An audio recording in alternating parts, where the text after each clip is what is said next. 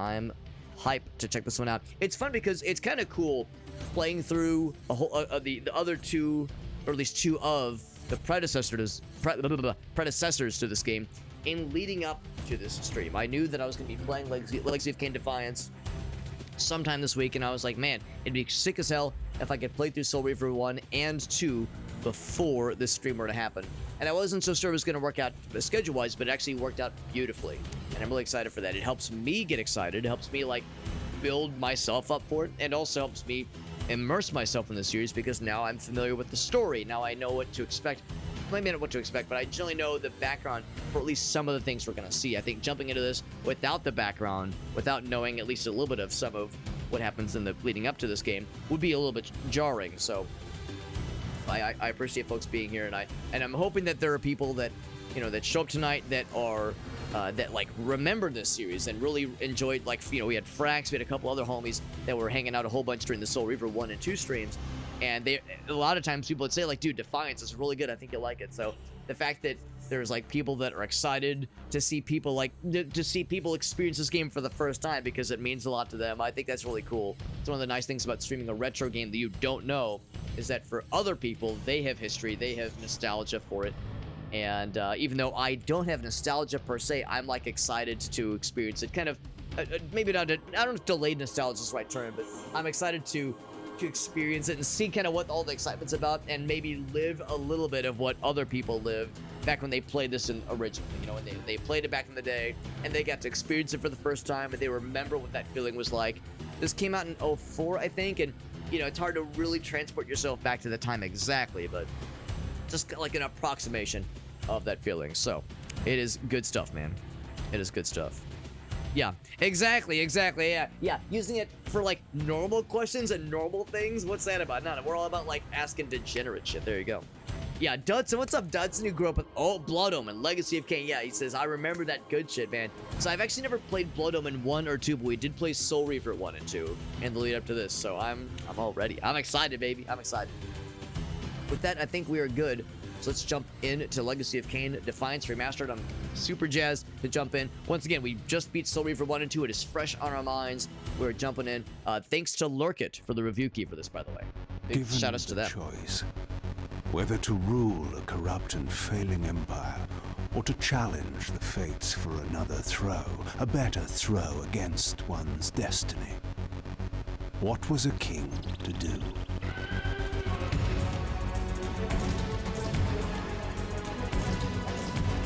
Intro to Soul Reaver 1. Seeing Raziel sent to the abyss. It's the intro to Soul Reaver 2. Confronting Kain. Seeking vengeance from his betrayal. But Kain gets away, so we chase him through space and time. Badass cutscenes, man. This shit looks so fucking dope. I love these cutscenes, man. But does one ever truly have a choice? One can only match, move by move, the machinations of fate, and thus defy the tyrannous stars. Tyrannous stars. Is that I feel like that's a Shakespeare line. I feel like I've heard that before. 2001. Yeah, same, Meerkat, same. Now, granted, I was in middle school, but otherwise, same.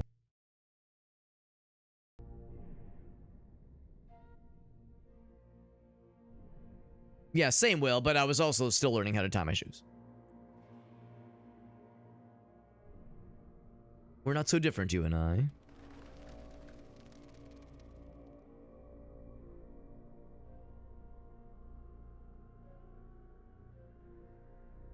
It's all in engine. Can I toggle the graphics? Yes, I can. So that's the original. Here's the new stuff. Remastered. And so I returned to the sanctuary Quiet. of my enemy, the fortress of the Sarafan Brotherhood, deemed impossible for any man to penetrate.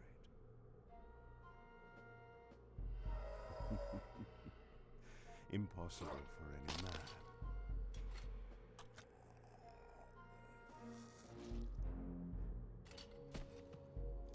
He mad. He's always mad, but he mad. Deep within these walls, my prey awaited. Mobius, the time streamer, deceiver and eternal gamester, using living beings as his pawns. In the end, we'd rooted out an entire nest of the fiends. But we had swept that area already. Not well enough, but no matter. We purged every last one of that brute with fire. Yeah, I kind of figured this was gonna happen because there was no voice slider. It's just music and sound effects. It was time for Mobius to answer a few questions. And the menu sound effects are kind of noisy. For his sake, to find him in a forthcoming mood. So I lowered them pretty low, but I was like, yeah, I kind of figured this was gonna happen. So we'll just raise the sound up by, I guess, a decent bit. We'll see. We'll kind of play it by ear. Literally. We'll literally play it by ear. We'll see how it goes. All right. We got Fraxinals, he says, here we go, the end of the drama. All right, so we got light attack and heavy attack. I'm guessing there will be some... Ooh. I'm guessing there will be some tutorialing to tell us kind of what to expect here. Break the barrels, good. Got the jump. And we do have the slow fall. Again, this is the remastered visuals we're looking at right now. Here's the original. Bam! And honestly, the original doesn't look bad, I don't think. The remaster, I can definitely see an improvement and greater fidelity. Excuse me, greater fidelity of things. But yeah, the original doesn't look terrible either. Combat mode, which I think means just like lock onto things, basically. What else was there? There's like a stealth mode. That's kind of cool.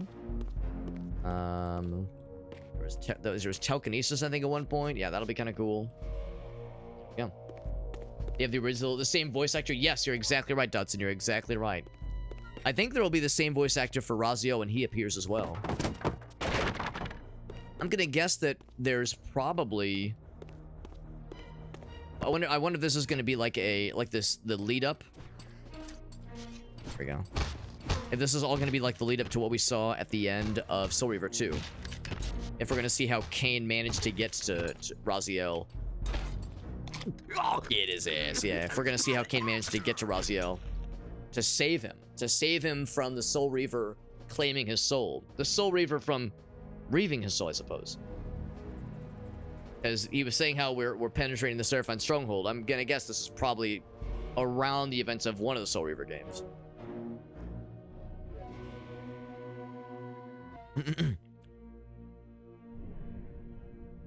Yeah, so we do slowly drain over time, right, which makes sense. Because, yeah, which is... Let me think about this. Well, we didn't have that in Soul Reaver 1. Well, no, we did have that in Soul Reaver 1, but once we got the actual Soul Reaver, okay. But Soul Reaver 2, we did have to deal with that.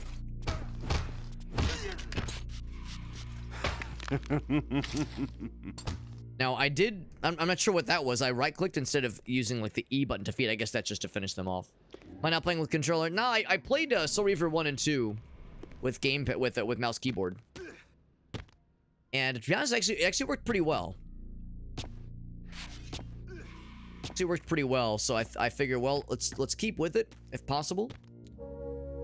But, yeah, if need be, I could switch to gamepad if at some point things start feeling kind of clunky. But so far it feels pretty alright, actually, all things considered. Make that jump. Oop.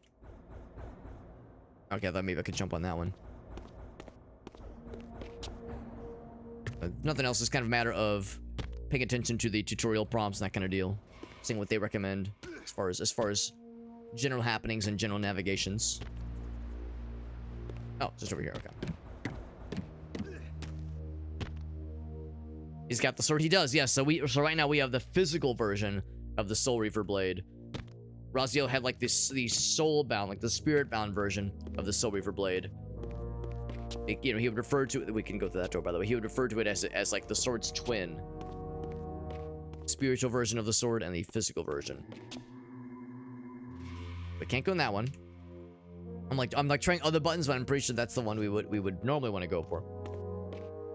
The camera was fixed back in the day. Wait, the camera was fixed. Right, so instead of being able to move it like this, when you say fixed camera, do you mean like we're talking like a Resident Evil, like original Resident Evil fixed camera, where it was like it's like up here, and then you go down the hallway, and then the camera's over here, and then you go down the hallway, and it like shifts each time? Or did it mean it was always at your back? Because I can move around him. I can move around him. So it's like, yeah, it's like you would like turn, and it would like turn with you, like that kind of deal. Because that would be a little weird. Can't go in there either. I do see an opening over yonder. Maybe I should just drop down. No, that's where we came from. That's not it. Some stuff up here. Maybe I can just jump up here. Hmm?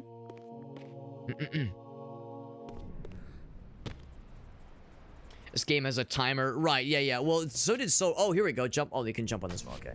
Yeah, Soul Reaver had the same thing. The blood hunger that vampires have. They need to constantly feed. Move into the gate to miss through, just like in Soul Reaver 1. Except, well, and 2. Except Raziel can only do that in the spectral version of himself. Cannot do it in the physical version. But now, Soul Reaver 1 and 2 had the blood hunger as well, but it was a little bit... There were ways to mitigate it.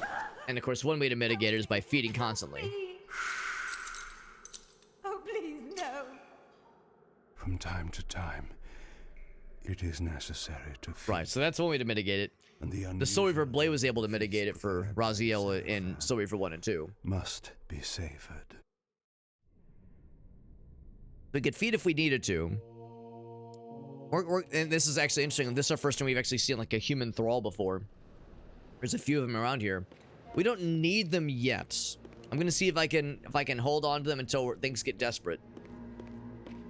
You know, we're not exactly playing a hero. We're not exactly we're playing something of an anti-hero right now. So, yes, if we need to feed because we're getting low on the juice, then I'll come back here and consume some blood. But there's a whole bunch of them. I'm gonna see if we can get the Seraphan juice beforehand. What's this? Shatter an object. Thing. That. Health talisman. I wonder if it's one of those where like you get a certain number of them. Oh, here we go. Yeah, if I get a certain number of them, will that increase my maximum health or something? Health talisman. Challenge the fates. Different Reavers, just like in Soul Reaver 2. Artifacts, collectibles, health talismans. 1 out of 3. Sure enough, that's exactly it. So originally, so it's like old Resident Evil. So wow, fixed camera is wild. I can't imagine. You could move the camera a little bit. And you could look in first person. That's weird. Interesting. Yeah, when I think of fixed camera, I think of like Resident Evil 1. Where you walk down a hallway, the camera does not move at all. When you get from one end to the next, then it shifts to another fixed camera position, and there was no movement. So if it moves a little bit, that's something, but not much though. Not much. Look at that! Look at that happy mug. Always like just so fucking pissed, just sneering, scowling the whole time. Like someone just cut a rancid ass fart in front of him, and he's just constantly smelling it. Pissed as all get up. Can't go there either. Game does look good though. Oh, here we go. What was that? The visuals do look good. The remastered visuals. Oh. Convenient. The touch of water drank some of his blood, man. To a vampire. I had to find another way to pass. Now, Raziel didn't have to worry about that at all. After about halfway through Soul Reaver 1, because he was able to gain an ability that gave him invulnerability to dealing with water. It was never an issue for him. So I'm going to do this. I'm going to go ahead and go back and I'm going to feed from one of those thralls. Because I think we're about to cross a broken bridge. Who's the lucky victim? You. Lucky victim. Gotta hold it. Oh shit! Oh no! I know! You have to... Okay, I was like... I clicked it, and it was a one-time thing, but it was like a very small drink. You have to hold it to make sure you get the full juice. Makes you need a little bit more. Alright, one more. One more, then I'm good. One more for the road. There we go. Yes, if you click it once, it'll just do a little boop, and then they just die. I figured they wouldn't die if you didn't take too much. The vampires, yeah. Well, it's weird because there's different kinds of vampires, I think. I'm not sure what you would call Kain. Necessarily, but like in the like the cutscenes to Soul Reaver 1, you see briefly the vampirified versions of the Seraphan champions that are his followers, and they don't have the weird goofy hands and footsies. So I'm not sure exactly why Kain has that. We kind of have an idea as to why Raziel has that. But yeah, that I think might have... There might be other explanations for that.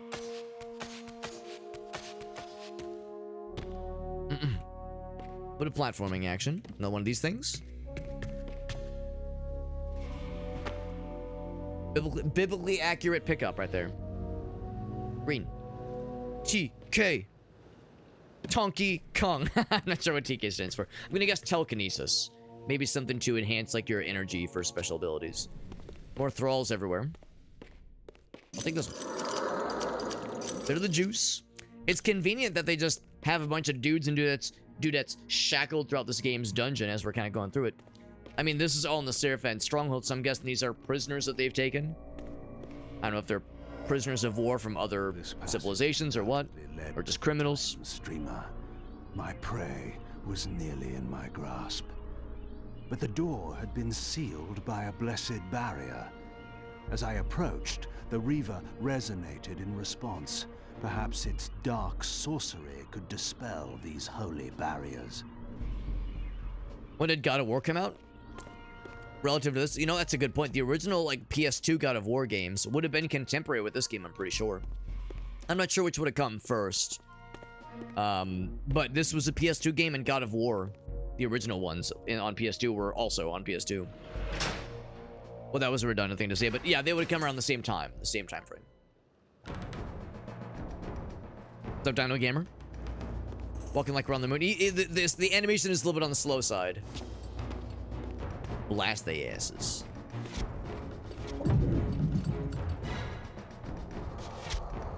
Move in a direction. Wait, hold on. I'm confused. So what did the blast do? Okay, so that's like a little concussive blast to knock him back. There we go.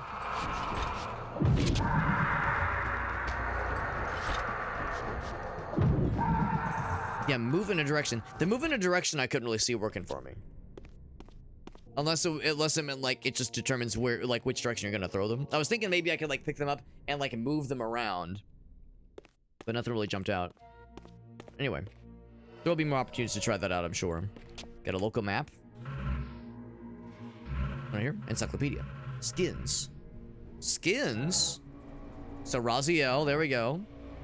Character skins, you say. Reaver skins, that's cool.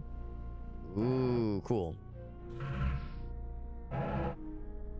So apparently there's others. Wait, is this different at all? They look the same. I guess that means I don't have them unlocked yet, basically. Yeah, they look the same. Whoa, that's super different. What the hell? Is this a, hold on. What am I thinking of? Like a Krampus Kain? That's the default. Is this one different at all? Oh, I could kind of see it's a little bit different. Yeah, it's a little different. I'll stick with the original. Interesting. What about the Reaver? The Reaver, yes. Demastered Reaver. Oh, that's cute. Oh, that's cute. You can play as a remastered visuals with old Reaver. That's actually kind of cool. Blood Drinker. Oh, that's sick. I love that. Dude, these look badass. I mean, I know they're just there for visual purposes, but they're pretty. They're real pretty. Oh my fucking god. That one looks fucking wild. I mean, maybe a little bit impractical, but wild, just truly wild. We'll do the original for the time being, but some of these look like pretty sick, honestly. I'm pretty impressed. The whole reason I came here was to look at the map. Local map, there we go. A much more detailed map than Soul Reaver 1 or 2 ever even dreamed of giving us. For one thing, 1 had no map at all by default. I'm guessing 2 was the first one to have some kind of map.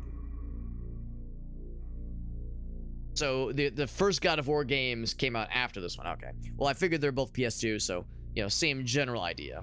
Or a general generation, that is. The first one was like an earlier concept, yeah, because he didn't look that different, but I can see some slight differences for sure. Is that a person? The things are glowing. I think it's a statue. This is Arcane Tome. I feel like I should have read that. I should have read the text before I just walked into it. Probably not a bad thing that I picked it up. Got the fisties ready for me. Sorry, I got excited. Vampires love their impractical aesthetics. You're not wrong. You are not wrong.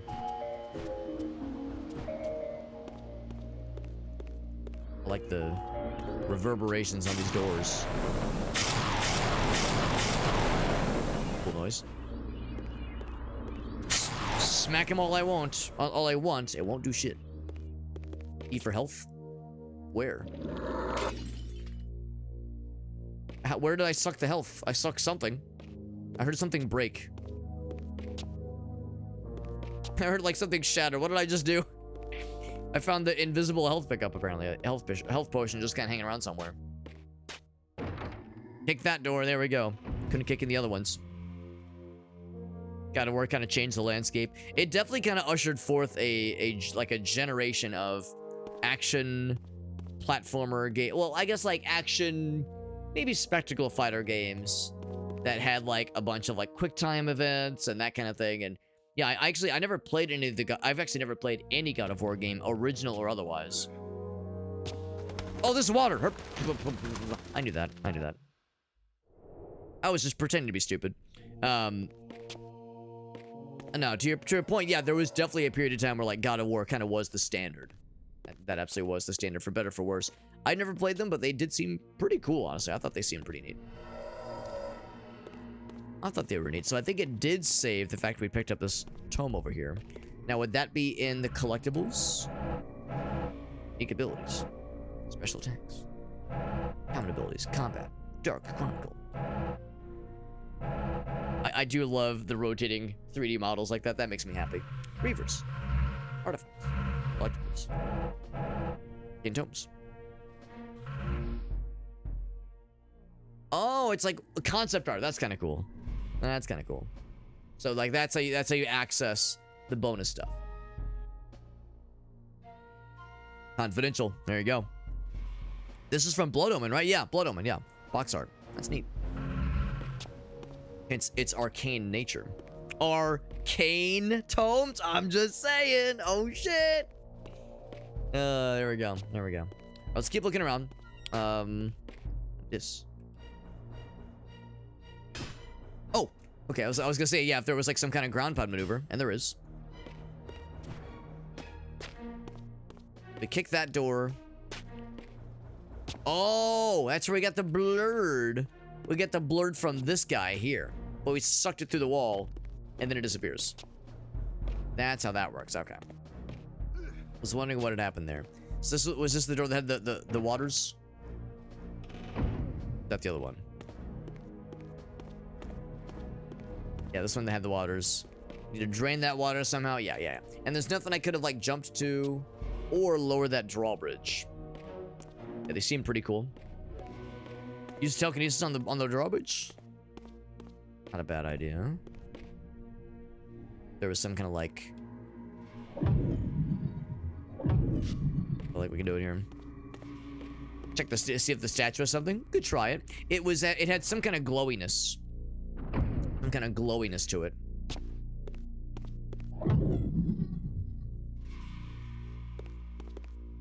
Yes.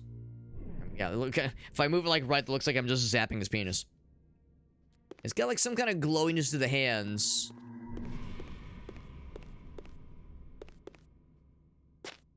If I didn't know better, I would say like, oh, is there a... Oh, that's the feed. I was like, he's just... Wait, hold on. Speaking of doing things, this guy's dick. Yes, yes. Come to me. This would be the time when one of the guards walks up and they're like, "Yeah, man, I heard that Kain's around here somewhere. We should probably be checking the." Then he looks down and he sees this, and he's like, "Yeah, let's just keep walking. I don't want to fuck with that." He's like, I don't want to get in the way of whatever's going on there, man. Like, I just don't want to be involved, man. Just do whatever, dude. Consider this my 2 weeks. Fondle. I should just approach all potential situations just with this as my approach. Ow. Oh, but they moved to launch towards. Oh no, is that one? Yeah, I see what's going on here. Not a one-time thing. At first, I thought they were just firing straight ahead. They turned to face your ass. Checkpoint. Ah, that's what these are. Cool. Oh, that's cool. If you hold it, you'll launch upwards with the attack. Oh, shit. Look, It's funny, I have the sword out when I started with the cutscene. these pathetic humans have. So now he has the sword out the whole time in the cutscene. That was kind of fun. Yeah, if you right-click and hold it, kind of jumps up for the follow-up, which is kind of cool. Yeah, yeah. So you can do some air combos. That's kind of sick. What else is there?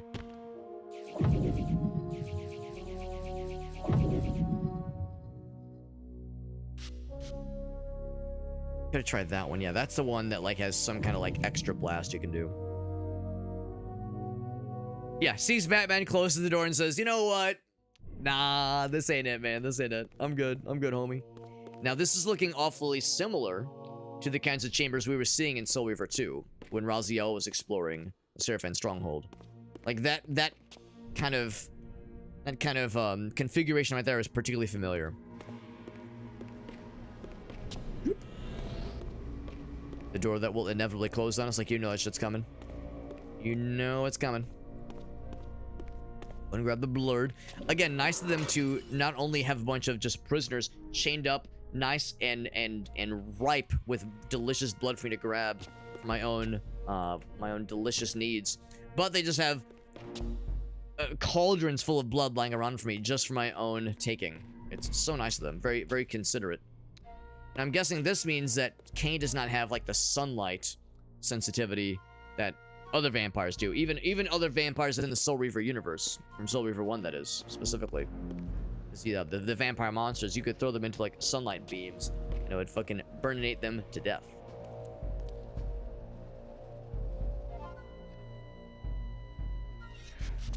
Vampire! Well, goddamn.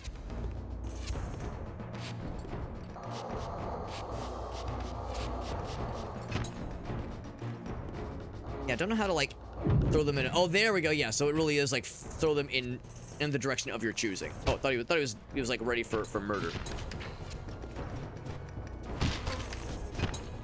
Ready now? Nope, not yet. How do I know he's ready to be feasted upon? Slurp, slurp, slurp, slurp. Ow.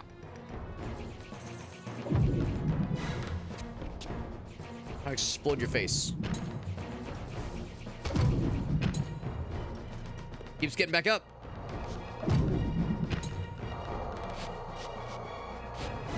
There we go. I think I figured it out.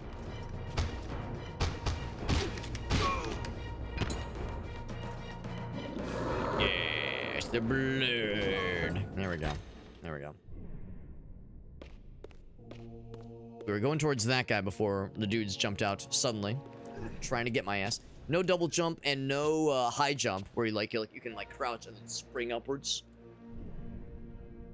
Revived by a dude. Right. Yeah. So that'd be the events of Blood Omen 1. You get the powers, right. You can be in the light, but you were weakened though, which makes sense. That makes sense. Disguise yourself as human, that's cool. Yeah, yes, that'd be the events of Blood Omen 1, yeah. Yeah, there was something kind of similar in Soul Reaver where like certain things, like we didn't have like the full blood hunger necessarily, but we still had like some deterioration. and you wouldn't have to like drink their blood to be able to continue, but you still had to like consume their souls to be able to keep yourself going. This emblem So yeah, that's a unmistakably recurring of theme, I would say. origin and designed to enhance the Reaver's power. But this coincidence seemed too convenient. Mobius clearly meant for me to find it. Sound the alarm! Vampire! Don't let him escape! Surround him! I get to use this cool new emblem thingy. Fiend, and we will promise you an easy death. I could promise you the same, but it would be a lie. Okay. What do we got? What do we got? So, back out of this one. Let's go back to this one. Status. Unique abilities. Streaking blurred, mist form. Oh, there is a big jump. There is a big jump. We know about the slow fall. I don't know if I know about bat flight. I know about water vulnerability. Special attacks. None of those yet.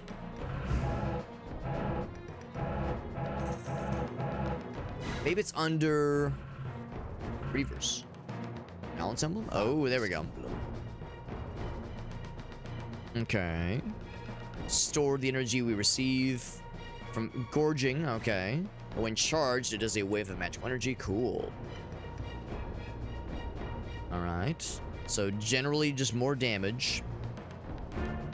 Now I wonder how we do the spell. Maybe that's the heavy attack.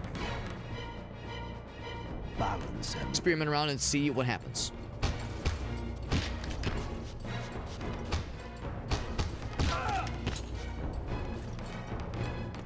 I don't know if it's one of those where, like, if you... Thanks for just kind of standing there while I fuck up your homie, man. If it's one of those where, like, if you let them alone, they'll eventually recover.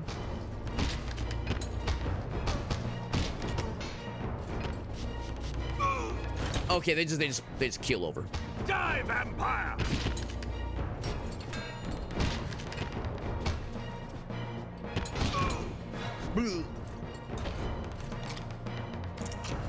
It'd be cool if there was some kind of way to do... I mean, it makes sense that we can't. Oh, that's kind of cool. There we go. Sick as hell. Oh, that powers it up. That's why you would want to do the Stabbo instead of the Drinko. You do the Stabbo, that charges up the sword, and now you can do the Reaver spells. And so I was wondering, why would you want to, like, charge that up necessarily? What's the point of doing that finisher? That is why. But anyway, yeah, it's like while you're drinking, like, use your other hand to, like, telekinetically throw someone else around. Kain's got some pretty cool abilities. The telekinesis is really sick. And the, like, the psychic blast thing is neat too. It's like, he's got a lot of cool abilities. That's cool. We telekinetically yoinked the guy to us. He bounced off of us. We did like a, I'm not sure if we, like, I guess it was maybe the metal thing he's got. Like, he bonked off of something. We just use that for our own purposes. It's pretty cool. We got the Reaver ability thing. Do I need to go over here now? This barrier. Here we go. Here we go. Curious resonating effect on the Reaver. Yeah. That did it. Oh, I sure hope so, Meerkat. Animations are a little bit on the floaty side. Maybe a little bit, yeah. I would say that's accurate. Yeah, a little bit on the floaty side. Which is, I'm not necessarily an indictment, I would say more just kind of how games kind of around the PS2 era sometimes felt a little bit. To be honest, I'm actually kind of enjoying it because Soul Reaver 1 and 2, maybe 2 to a lesser extent, but definitely 1, the platforming was a little bit unforgiving. Like, the movements were a little bit stiff at times. So this is actually a little bit refreshing.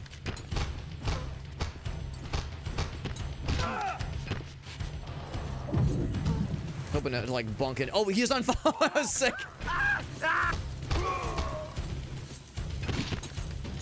I hear him go like, ooh, yeah, there we go. I was wondering where that line came from.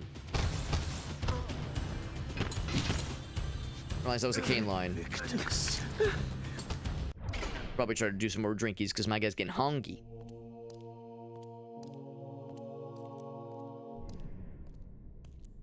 This door had been equipped with a singular lock, requiring an unusual key. Somehow, I would find it. Yeah, realistic gravity, who needs that, man?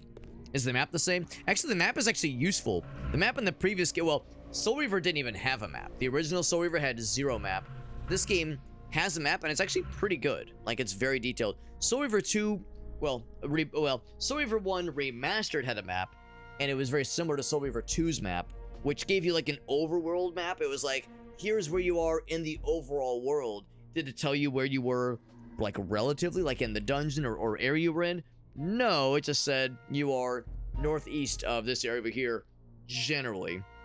So not overly helpful. This map is, like, actually detailed. So that is legit quite useful. Quite useful. Or if we're gonna find the room where we had, like, where, like, Raziel's statue was. Also, this might be going the wrong way. Actually, speaking of maps, I should look at this one. Wondering if there was a hotkey to bring up just the map alone. So I think it's going the wrong way. Oh, maybe not, actually, because we would have just come from the room that we got the emblem. I'll go forward a little bit, but I have a sneaking suspicion this is probably the wrong direction. Blah. Rude. Oh, I should look what the, yeah, this is the wrong way, yeah. Well, I'm thinking of it. I should look what is his unique ability. So there was the one that was the big jump. Superhuman leap. So when standing on, oh, okay. So you can't just do it anytime. There are context sensitive moments where you can use big jump. Because Raziel has that, like, crouch leap ability, which is mandatory for a bunch of parts of the game in order to get through certain sequences. Hoping for something kind of similar. Woe to the conquered is how it translates. Nice, okay. Yeah, since I've never played Blood Omen, I'm sure there's plenty of things like that I've missed. System's already open. That's the one to go towards. I'd heard people reference it, but I don't think we'd ever actually heard it until this game. I have not heard it until this game.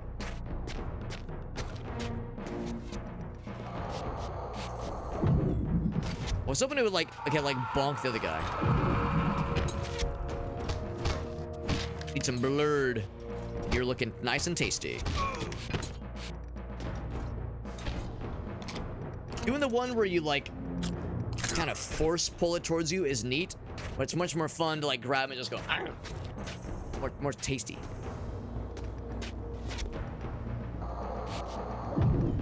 Bonk. Yeah, when he just kind of bonks off you. That's actually very fun.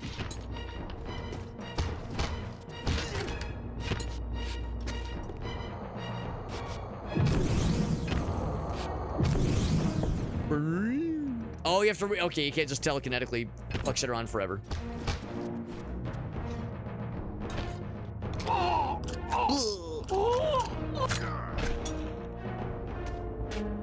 Do you think some of them experience a sexual thrill when they feel Kain pick them up by the neck with his big, strong, muscular arms, and they bring him real close, and they smell his vampiric musk, and they realize that they're about to be done in by this sculpted Adonis of a vampire, and they think to themselves, oh, vampire daddy, if anyone's gonna break me up, it's gonna be you. Think any of them experience that sexual thrill, or is it just me? Hypothetically, of course, is what I'm referring to. Breakable objects. Asking for a friend, obviously. Blackface says, oh yeah, I've got the ultimate defense. Smart man. He says, I know exactly what to do. Not sure if I have the juice to make that jump. That's a bit of a jump. Bit of a jump on that side. I'll take this thingy. Oh, bam. Give me the telekinetic stuff.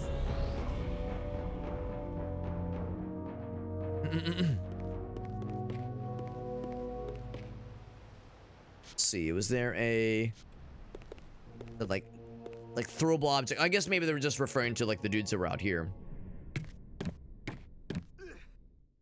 Make one of those. Oh, wait, oh yeah, okay, breakable objects. Okay. Would be a breakable object in this case.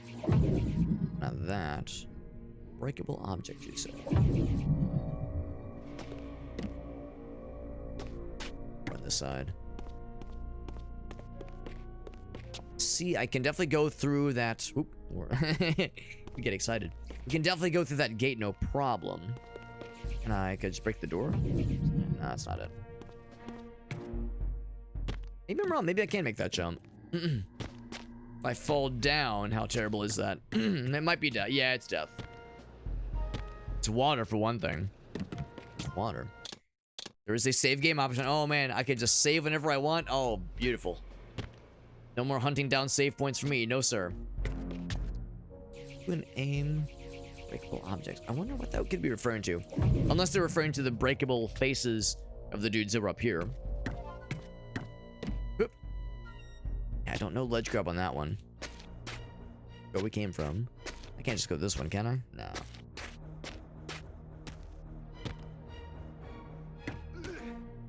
I jump from here. Oop. Can I make it? Oh, invisible wall. Okay, I thought that was maybe gonna be it. That's not it. Whoop. Damn. And I definitely can't make it from that end. Oh, I see. Okay. There we go. I can jump on here. There we go. To be honest, I thought that like blue hue, that blue like glowish kind of hue was on the door itself. I thought that was the game telling me this door has like a magical barrier. So I didn't look too close at it because I was like, well, I can't mess with it anyway. I'm looking for a thing to disable it. Misunderstood what they were getting at. Now I understand. Yeah.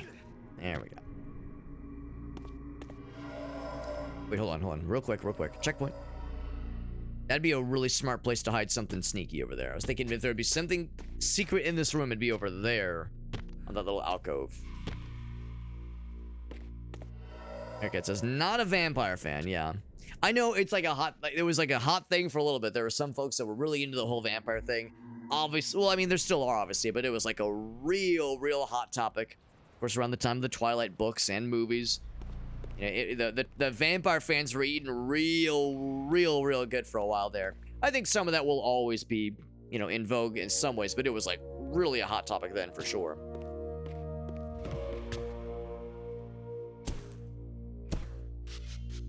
Right. Or hold left, right. Oh, I didn't mean to do that, but yes, that's a cool ability.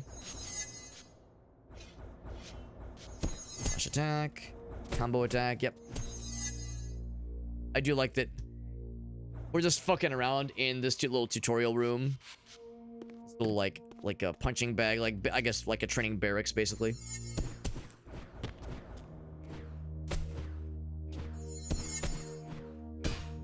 Yep. We're just playing around with their training toys. Kind of doing our own thing while we're also looking for, I guess, yeah, a way to get to Mobius specifically. There we go. Oh, hold on. Do a mid-air blast. That's cool. There we go. Kind of launch him. There we go. What next? Oh, in combat mode. Okay, I see what they, so that'd be under, yeah, those. Bloop. It's nifty. Move in a direction and wait, yeah. Oh, and double. There we go. There we go.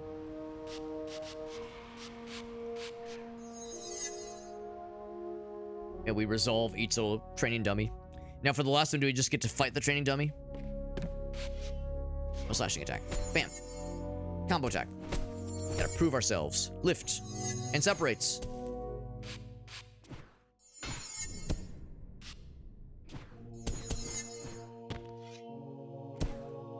Lift. Bam. Gotta tap it. Not hold it, tap it. Sounds good, Dudson. Thanks for popping in, man. Thanks for popping in, man. Appreciate you. Chill with us for a little bit as we check out this cool game for the first time. I'm liking it so far. I mean, I would say so far, at least, I generally agree with the assessment. This game feels really dang good. It feels really good. It's like to pick up and play. And I would say it's the smoothest one in the series by a country mile. Not to say the other ones were bad, obviously, but the other ones had, well, Soul Reaver 1 and 2 had quite a bit of clunk to them. And I embraced the clunk. I embraced the jank. And I definitely did with those games. None of it bothered me in the slightest. But I would say that, yeah, like, there's a comfort factor, which is kind of how it all flows, how it all feels. So yeah, this is, for obvious reasons, a much more modern feeling game. Given that it was, I think, the last one in the series until Ascendance came out this year. Or was it end of year last year? I think it was this year. Like a few months ago. It stands to reason. Oh, it was a 2-for-1 special. Look at that. I don't think we'd actually ever seen any human thralls.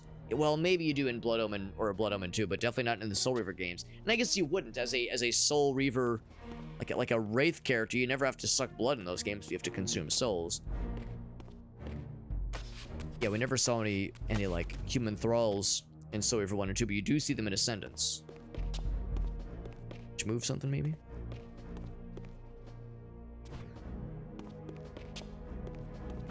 Oh, just break it. There we go. That lowers the drawbridge. There we go, baby. Alrighty. Oh, this is the draw. Oh, okay. That leads back. Now, we were saying how we needed the, oh, that was that emblem. That was the emblem, right, for this door over here. Now I see. You guys are here. It's cute.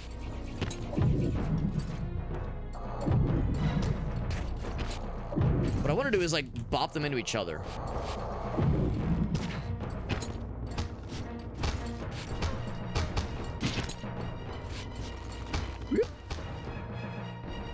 Cadaverous Laceration. So is that just a cool little special ability, basically? I'm not sure why I received it just now. Maybe I'm just so cool the game said, well, this guy needs some flashy moves.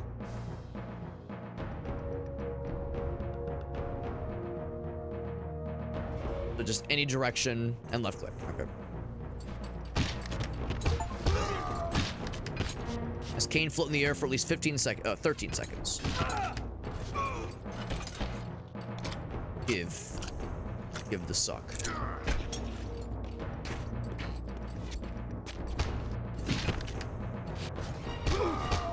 Olympino, we of course don't appear to have any sort of Victus. I think we have any sort of oh yeah, let's do that one. Attack! There we go. Is it charged up now? Can I do the cool ability? There we go. That's what I wanted to do.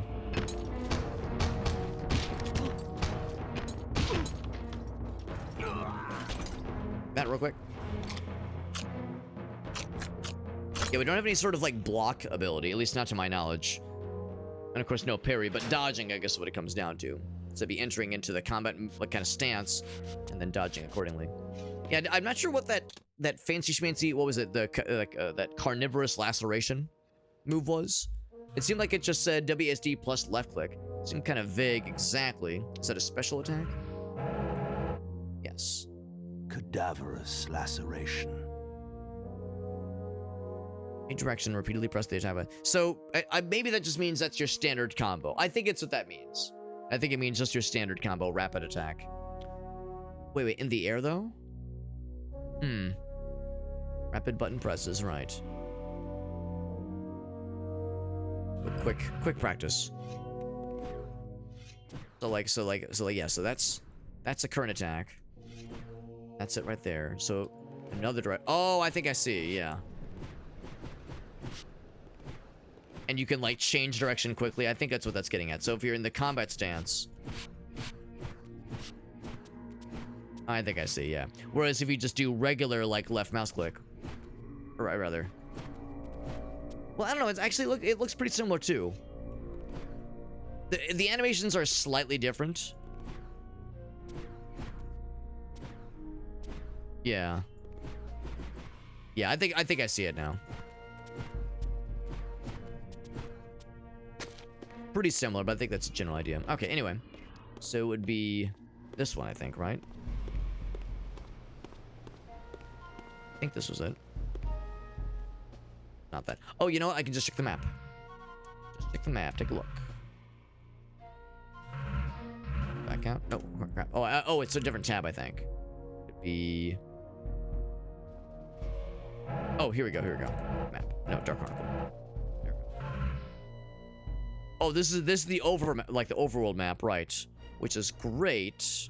I want the local map. Now we're good. Alright, so it's not like explicitly marked. I think it was that one right there, maybe. Might just need to wander around for a little bit. It seems like the resources do replenish, as I definitely had grabbed this blood cauldron previously, and now it's back. So it seems like, yeah, it seems like there's like every so often there are replenishments of the stuff, and it's not this one, is it? I can't mess with that. Didn't think so. I just wandered a little bit for it, but...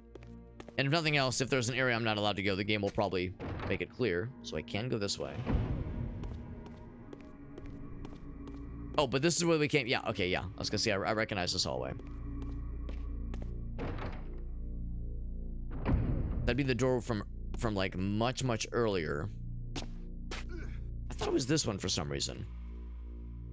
Not that one, clearly.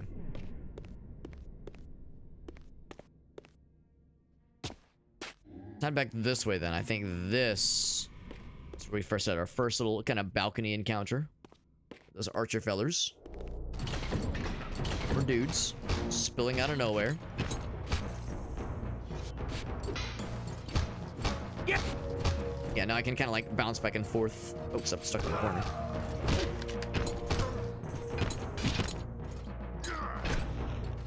Oh, I was gonna eat. I think it's because I let go. That's why he like kind of flung him. Were there more that were gonna pop out of this door as well? Because I guess they couldn't pop out of this one, but I can. Have I been here already? Yes, I have been here. Okay, that was the dungeon from previously. It's open now. Down to the dungeon, just Hoople and me.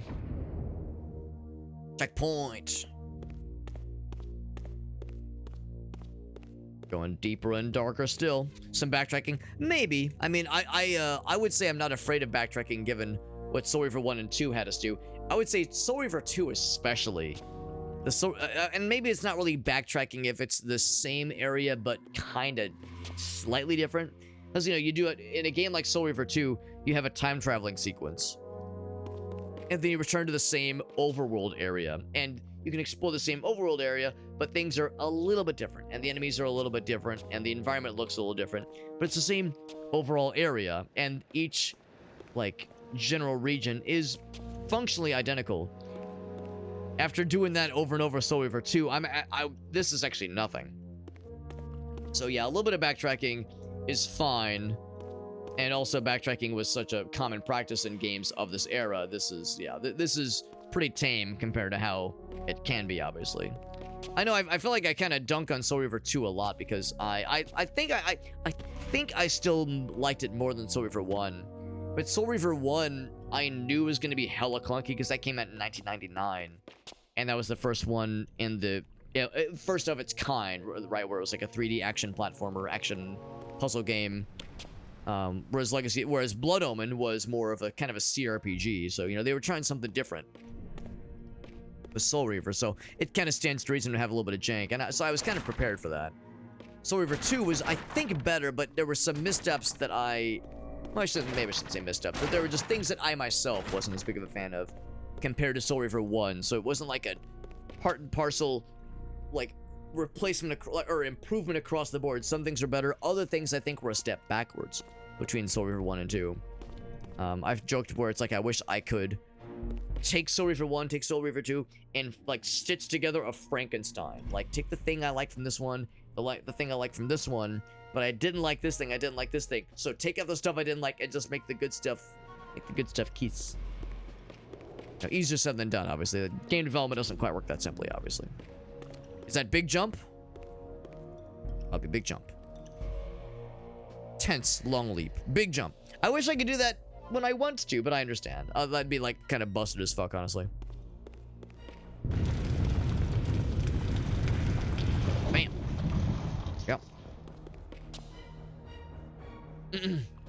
some growing pains, perhaps. Yeah. Well, like I said, this one actually feels great. I'm having zero problems with this game, other than me being bad.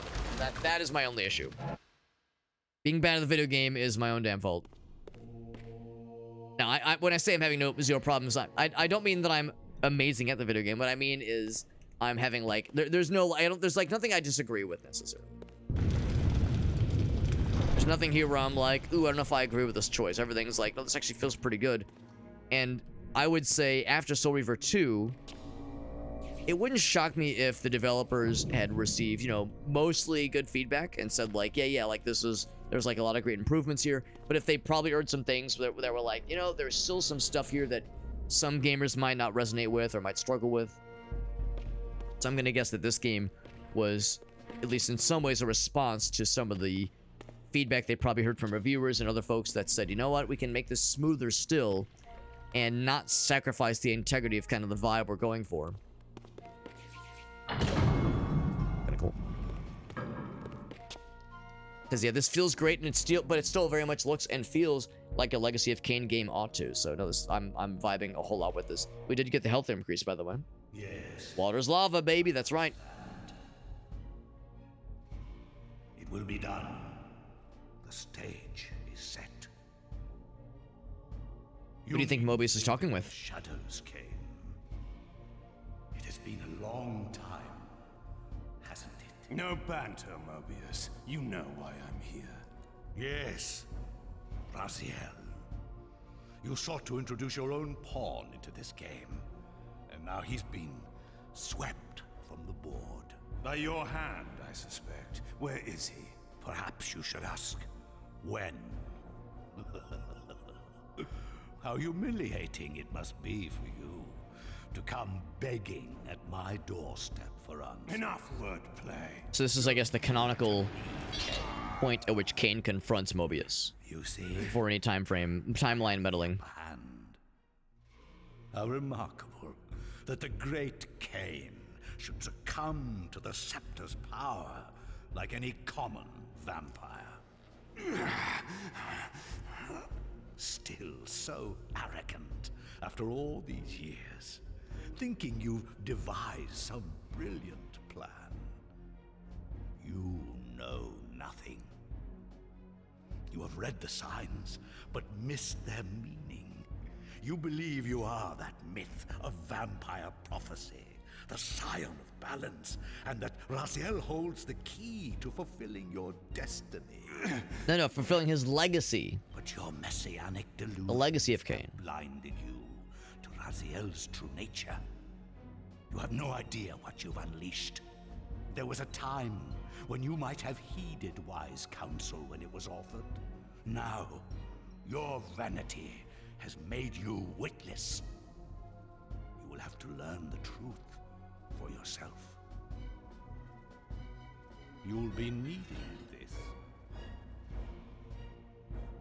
Your strength will return after I have departed. But by then, you will have more urgent concerns than pursuing me. Perhaps, when we next meet, you will have learned a little humility. begs the question, why did he leave Kain around? But he has other needs for him, presumably. These strange creatures seem to manifest from Remember these. shadows. From Soul Reaver. Soul Reaver 1 specifically, I think. Oh, don't fall in the water, though. Don't do it. There's a whole bunch of them. Up until now, I haven't really had to mess too much with dodging things. But now, it's probably in my best interest to... Yeah, whatever they're getting ready to do that. Dodge out of the way. Not too bad, not too bad. This still looks kind of silly. Stopping me was not one I mean, you're not wrong. of his efforts. When I found him, it would be my turn to offer a few surprises. It's just like Meerkat said, vampires are not always known for having the most reasonable, like, function with their stuff. Form over function is kind of important for a lot of vampires. Abandon this petty rebellion. It was I who made you. Your life had played out, and in my grace I spared you. You are my Reaper of Souls. You have no other purpose, no higher destiny. Just this. Accept your calling, Raziel. Let go of these vain hopes. Relinquish your will and feed. No. What do you profit from this defiance? There's some grim satisfaction in infuriating you. My patience is eternal, Raziel. How many eons can you bear to languish here? The wheel of fate must turn. All are redeemed in the cleansing agony of birth, death, and rebirth. This is the engine of life, the purifying rhythm of the universe, to which all souls are irresistibly drawn. Yours is a necessary and noble function, Raziel. Enough of your sermonizing. Are you trying to bore me into submission? Why must this game go on? This is a video game. What you are. Good job, Raziel. You're no better than the vampires you so despise. A voracious parasite, cloaking its appetite in a shroud of righteousness. I refuse to do your will. I can see into your heart, Raziel. It is not your will, but cowardice that keeps you here. How so? You know what fate awaits you when you leave the underworld. That phantom weapon you bear is a constant reminder, isn't it? The sword is waiting for you out there somewhere, and you tarry so as not to meet it. I could not deny it. As long as I lingered here, defying my captor, I was able to postpone what I feared was my inevitable doom. To become the ravenous spirit imprisoned in the Reaver blade. But that sentence was no worse than the stalemate I now endured. Better to face one's destiny than cower from it. Harvester of souls, I created you. And to this function, my angel of death, you will return. Enough. Yes, I submit. Very good. Indulge your hunger. Have a soul as a snack. Soul snacky.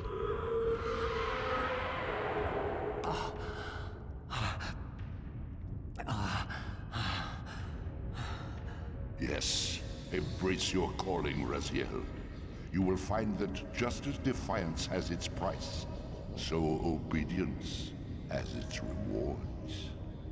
And submission is not always what it seems. So, the first little prologue was playing as Kain. Now we get to play as Raziel, and I'm guessing this is in the spectral realm. Because in the events at the end of Soul Reaver 2, we got stabbed by the physical version of the Soul Reaver, and it attempted to claim our souls, but Kain stopped it from doing so. We still had physical wounds, which sent us to the spectral realm, but our soul, of course, is still intact very clearly. So I'm guessing we'll eventually find a conduit that brings us back to the physical realm and, you know, continue our adventures. We obviously need to go there, first and foremost. Kind of like get our sea legs a little bit here. We do still have the spectral Soul Reaver. Kind of cool how it only becomes active once we swing with it, which is kind of cool. Looks like we have telekinesis as well.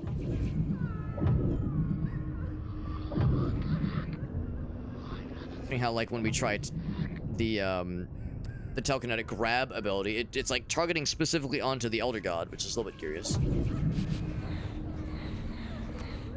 Otherwise, we have a lot of the same kinds of moves, which is cool.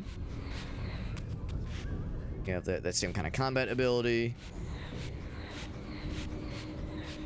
Same kinds of abilities, I think, as Kain.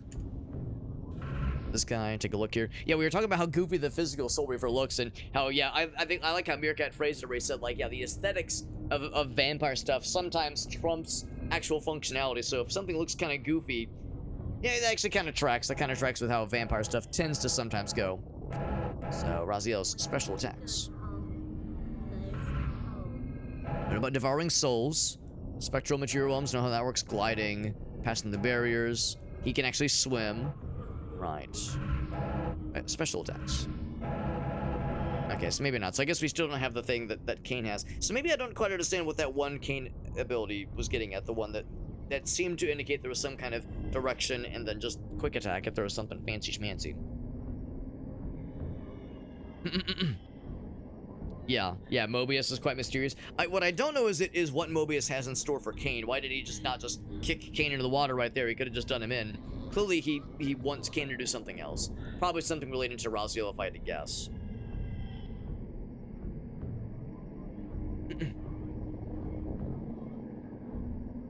The only one who has some kind of free will is Raziel, yeah, and I guess it all it comes down to the use of the Soul Reaver is like the thing that can actually like cause timelines to like get switched up, I suppose. Resurrected by the Elder God, correct. And that's the Elder God right here. This fellow right here. We're kind of in his realm right now. Over there. Oh, one of these. Very nice, very nice. I can just snuggle up on his tentacles right here.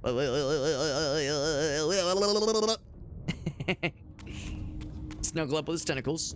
This is a door, maybe. What I might want to do at some point is look to see if there's a special... There's the feed option, by the way. Actually, I like how that looks. It's look how like because our guy's looking up, the way it goes, like whoop. There's like a brief moment where it looks like he just has that fucking Chad chin. Look at that huge fucking chin, huge fucking chin. Yeah, the Wheel of Fate is something we hear about a lot. That the Elder God makes references to. Right, interesting stuff. Do you hear that, by the way?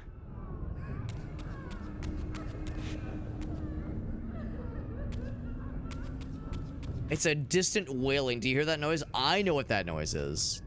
I'd always heard about this. So, Silicon Knights were the developers of Eternal Darkness, Sanity's Requiem, my favorite horror game of all time.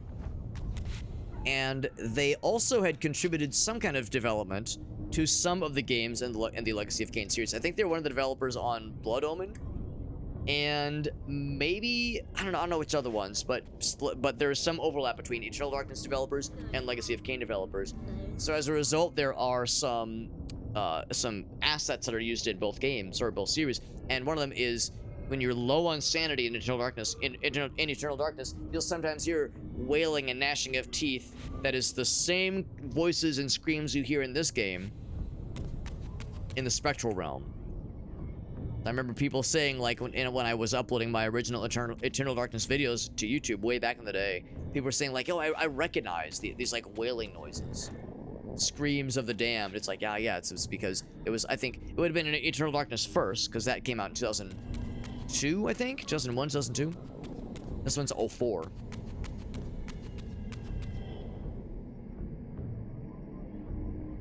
Yeah, the Elder God wants Kain out as well. Yeah, I think the idea is he wants Kain out specifically. I don't know if he wants all vampires out, but he definitely wants Kain out for sure. An ominous-looking mist. I knew that if I fell, it would mean my peril. That's soul death down there, so just don't fall down there.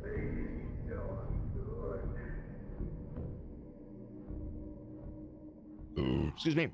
Kain has a lot of haters, yeah. Well, he's pissed off a lot of people.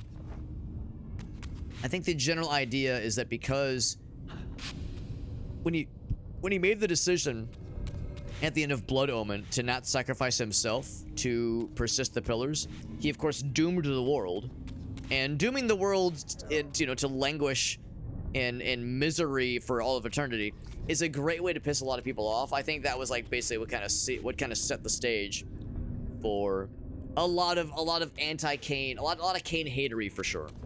People sipping on that Kain haterade. Can't say I blame them. Do you believe your worthiness is so easily proved? Your way is sealed until you have offered further evidence of your obedience. Doing the equivalent of I must feed you. Crossing his arms. This place. You must feed yourself, Raziel. The wheel must turn. Ah, now you understand. So I guess the idea is, earlier he said, "You are my Soul Reaver." I think the idea is that, yes, to contribute towards this Wheel of Fate, this cycle of someone dies, their soul gets sent back into the spirit realm and has to be cycled through again. I'm gonna guess that idea is that, well, that's what a Soul Reaver does. A Soul Reaver is the one that consumes those souls. I don't know if I have to get all of them. Oh, I guess I do, actually.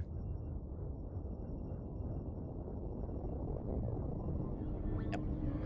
The chromatic... Oh, maybe it's not chromatic aberration, but that like, kind of trick that we're seeing where the camera's kind of, like, doing some wonkery is kind of interesting. That's why we're having to prove our obedience. Provide the service of, yes, consuming the souls and kind of churning them through the spirit realm, through the spectral realm. Yeah, if Kain would... Well, that's exactly it. I mean, it's no surprise that made everybody mad, but I think I understand that notion too. Kain chose not to sacrifice himself, not just out of selfishness, or necessarily only out of the desire to preserve his own race. You may go, but remember, you are mine. Because that was the thing too. He was like... If you escape from me, then you can escape yourself. Like, if I go away, then that means no more vampires. And he will, of course, want vampire kind to continue. But I think Frax is right. I think there's other implications that, yeah, like, in that hypothetical timeline, other bad things would have happened. Because then Mobius would have been able to run amok.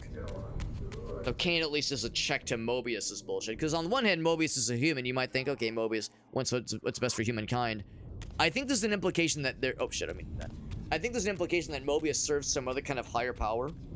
Or maybe lower power. In this case, maybe he serves the demons we saw at the end of Legacy of Soul Reaver 2.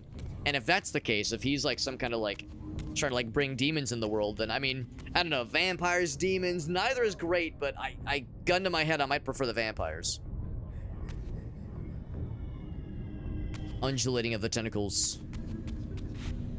Pretty cool. This is a cool area. This is the kind of area that, like, again, I mentioned this a lot, but in Soul Reaver 1 and 2, when those games first came out and you saw like the promotional ads in magazines, you saw the commercials, you saw how Raziel looked, you saw how like the whole vibe looked, and then you play the games and, you know, the games did okay with what they could, but the graphical limitations at the time meant things were limited. So when I see shit like this, I go, yes, this is what I saw in magazines. This is what I saw on posters at GameStop and like that kind of shit. Like when I think of Soul Reaver, I think of shit like this. I don't think of the blocky-ass graphics we get in the actual Soul Reaver games, or at least the first one. Even the original graphics look really damn good. Like, this is the kind of shit I always imagine these games to look like. And again, this is the original graphics. It looks pretty dang good. This would have been this was a PS2 game. I think the remastered visuals are still better. But yeah, I'm like vibing, even with the OG. Cool shit, man. Real cool shit. This game has done a good job, and I'm liking this already. Barring any like major snafus, I think this will probably be my favorite in the series. Gotta kill the little fellers. Remember these guys from Soul Reaver 1 and 2. We're still in the spectral realm, of course. This makes sense. You want this room cleared of its vermin. Soul vermin. Wish to leave it. All right, that can be arranged. Done. My good self. I never made a mention of this previously, but there were a number of times in Soul Reaver 2 in particular where I would see like here we go, there's one. I would see Raziel with this cool, badass looking Soul Reaver sword with this cool glowiness to it. And I think to myself, it reminds me of, and like the way the games control remind me a little bit of, maybe not so much this one, but definitely Soul Reaver 2 reminds me a little bit of how, oh, there's more, of the, what are they called?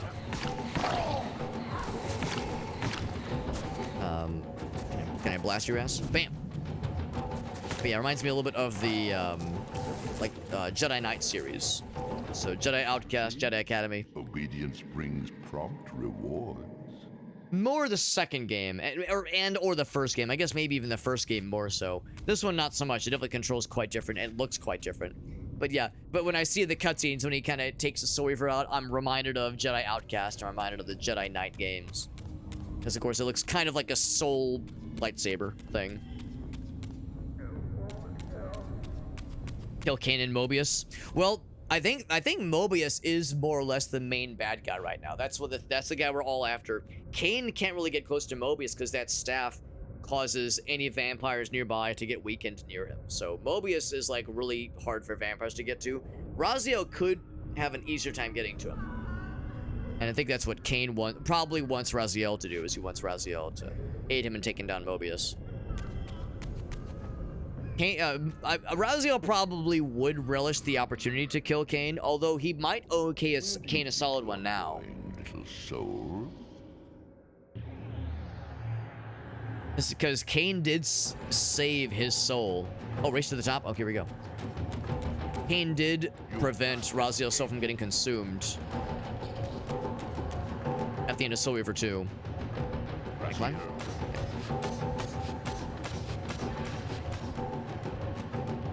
So, you know, Kain betrayed him once. Oh, shit. Kain betrayed him once at the beginning of Soul Reaver 1, saved his ass at the end of Soul Reaver 2, so they, you know, they might be even. Going, little soul. So Raziel, originally I was thinking he might relish the opportunity to kill Kain, but now he might hesitate if such an opportunity were to present itself. We'll see. We shall see. Embrace your destiny.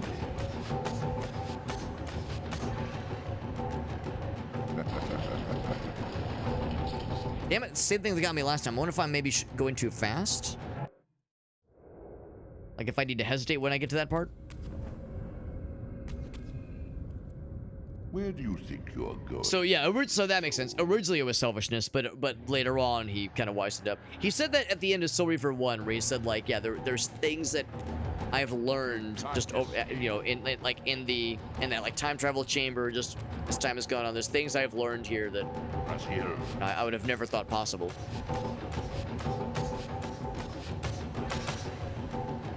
And maybe I need to wait here for like a little bit or something like that, because it seems like when that happens, there we go. Now I can like do a proper jump. There we go. Clever indeed. Climb this wall? No. Where am I going? Oh, climb this wall. Here we go.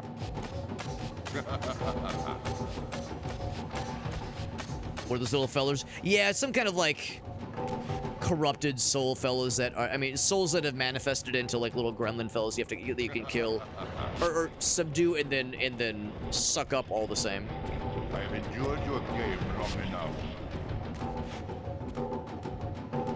How do I make that jump? Is it still coming up? It's still coming up. Can I just make that jump? Maybe I can just make it. Oop. Like, I feel like I'm a little bit shy. Whoa! Oh. I can just do this now? What the? Oh.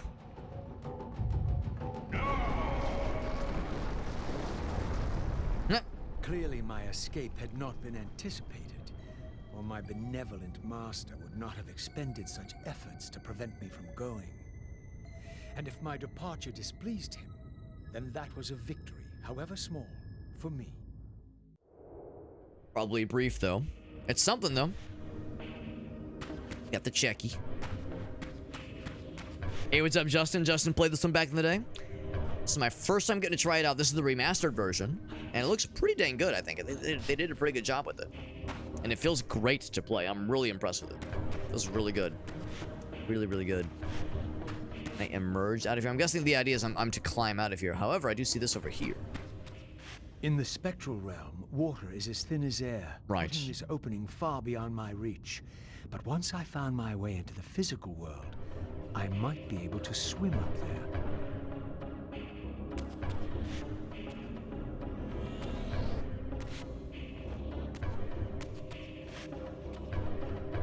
You can climb on this, but that's a good point. That's a good point, because in the first games, in both of them, once you get the ability to climb, you can only climb in the physical realm. But this one you can climb in physical and spiritual. That is presuming it's a climbable wall. It's not all walls are climbable, obviously, but that is good to know. Good to point out. Like a physical place, yeah. Yeah, it's like, I mean, the spectral realm and the physical realm are kind of parallel to each other. In this game, the way it's kind of presented is, or in this series, the way it's presented is, at least as Raziel, that whenever you succumb to physical wounds... This door would only open when fitted with an appropriate artifact. But to use such an object, I would first have to find a way back into the material realm. Right. We're all just spirits in a material world. So yeah, so like when you succumb to your physical wounds, you fall into the spectral realm, which is really, it looks identical. Like it's a you know, the same thing verbatim, but slightly distorted. Like some things in the spiritual realm are slightly distorted compared to the physical realm, and vice versa. But it's generally the same layout, generally the same kind of idea. But there are these conduits, which is to say like focused energy spots that from the spirit realm you can transfer back to the physical realm. You can only do so if your spirit energy is full, like ours is right now.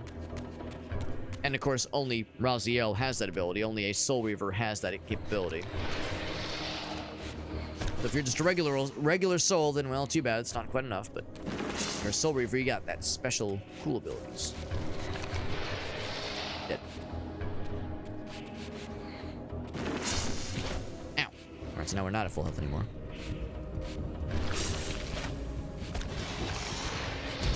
That's good. Climb up here, probably. Can I consume the souls from these gangs? Yeah, I was gonna say there's no souls to consume there.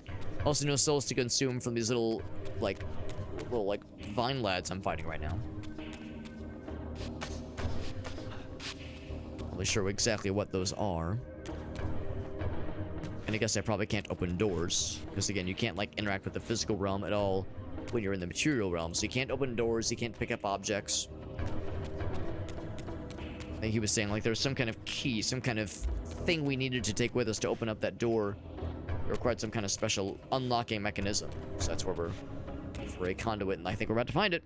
Looks like a conduit to me. At last, I discovered a conduit into the material realm. Can do it. I would finally escape the spirit world and take one step farther from my tormentor. Did you think to receive the same favors after your rebellion as before? No, Raziel. I have no need for you to enter the physical world, so no conduit will be granted. You serve me adequately as a wraith, and a wraith you will remain. Well, that complicates things. So, my restraints had not been removed, only loosened. I would not be held prisoner in the spectral realm. There had to be another way. That does complicate things, but like you said, maybe there's other ways, such as going through these guys. Can't go through the store, obviously. But can I do the T-pose? Okay, no T-pose this time. We can still go through the bars. Souls around here. We get low on health, we do have that. Or by health, I mean soul health. Spectral constitution or something, I don't know. There's a new fella. Yeah, that's the thing. Other creatures can consume souls too. Come if I did not escape the spectral realm. For these too were agents of my master, hunting the lost souls that struggled to escape the endless twilight. Yeah, I kind of missed the T-pose. It is faster though.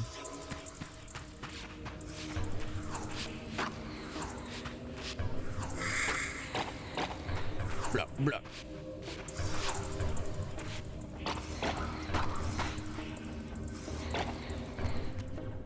Oh, oh. What annoying trying to get. Oh, he's trying to give you the suck? I'll give you the suck. Okay. Oh, there we go. His plan for me was ominously clear. Like these mindless hunters, I existed only to fuel him with souls, siphoning their energy to feed him and his wheel of fate. I had to break these bonds, while I still possessed my own will. of course, is a topic that comes up a lot in the series, specifically with Raziel, just like Frax had said. So that was technically chapter 2. The stuff we did earlier with Kain was chapter 1.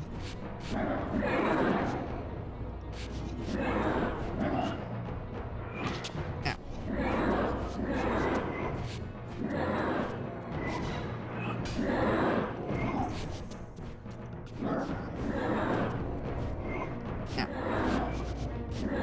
No, it's no Dark Souls when it comes to conveying like when the bad guys are like about to attack and kind of knowing when to counter, when to jump. It's a little bit loosey-goosey.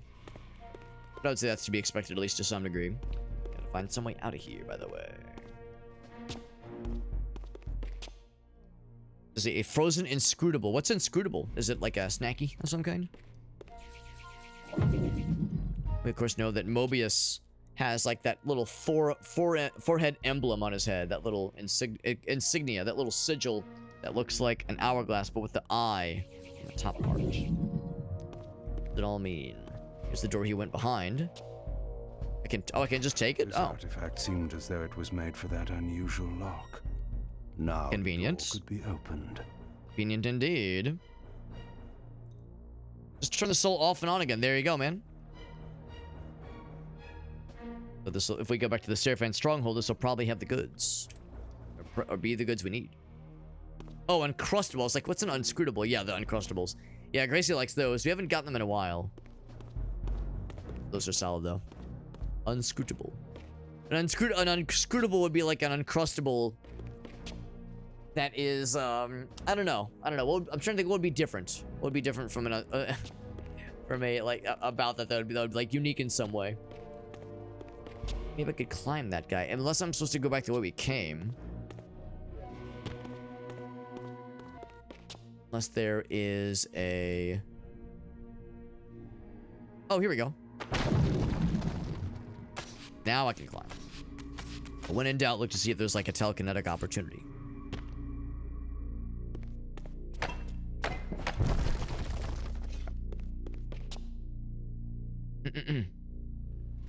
Entering buildings without permission. Well, I guess when you're... Well, that's a... I see what you mean. Yeah, because he's a vampire. I think the implication is that this is like... It's like not a residence maybe or something. I don't know. Like there's probably some kind of special consideration, because I know what you mean, Meerkat. The idea that a vampire is not allowed to enter unless they're invited in. But maybe it's like maybe the rules are different when it's like a private residence, or I mean it's a stronghold, so I mean it's like it's the definition of a private space for sure. But it's a place for like a bunch of people, so maybe somehow the rules are different or something. I don't know. Also, we know that Kain is not like a typical vampire. Oh shit! I didn't want to attack you. I'm just trying to attack the other guys. And by guys, I mean soul fellers. Ow. Ran over and just smacked this guy. Are you still alive, bro? He is. Okay, well, I'll put you out of your misery since I slapped you earlier. It's the right thing to do. I'm such a nice guy. Yeah, we know that Kain is bound by certain like restrictions, certain things that all vampires are beholden to, but other things he is allowed to skirt by. It's interesting how like the dead bodies from the bad guys we fought seem to just stick around. He's got that face up, ass down, or yeah, face down, ass up. That's the way we like to play Legacy of Kain Defiance Remastered. Hunched over like that. Get out of here. Do we just do strawberry or the grape ones? Gracie likes she likes them both, but typically the strawberry ones. I'm only kind of so-so on the Uncrustables. I think they're okay, but she's more of a fan than I am. I'm a fake fan. Fake Uncrustables enjoyer. That's me. Uncrusties and chicken nuggies. Well, I'm not a huge Uncrustables guy, but I am very much a chicken nuggies apologist. I would call myself a pro chicken nuggies evangelist myself. So. I'm never one to talk shit on nuggies. Although I will admit, it's like, well, I mean, I do like, I do appreciate other things too. No, I was a really picky eater back when I was a kid. When I was a youngster, I was a picky eater for sure, but Thankfully, that did not stick around into adulthood. There's a couple of folks I know that are a little bit persnickety about a couple things, but nothing too bad. Go for the classic grape. Yeah, when it comes to like a strawberry and, or what am I trying to say, like a peanut butter and jelly sandwich. For a lot of us, when we think of jelly, we think of grape jelly. So grape jelly is kind of the classic. But and granted, I haven't had a PB&J in a minute. It's many a long year since I've had a PB&J.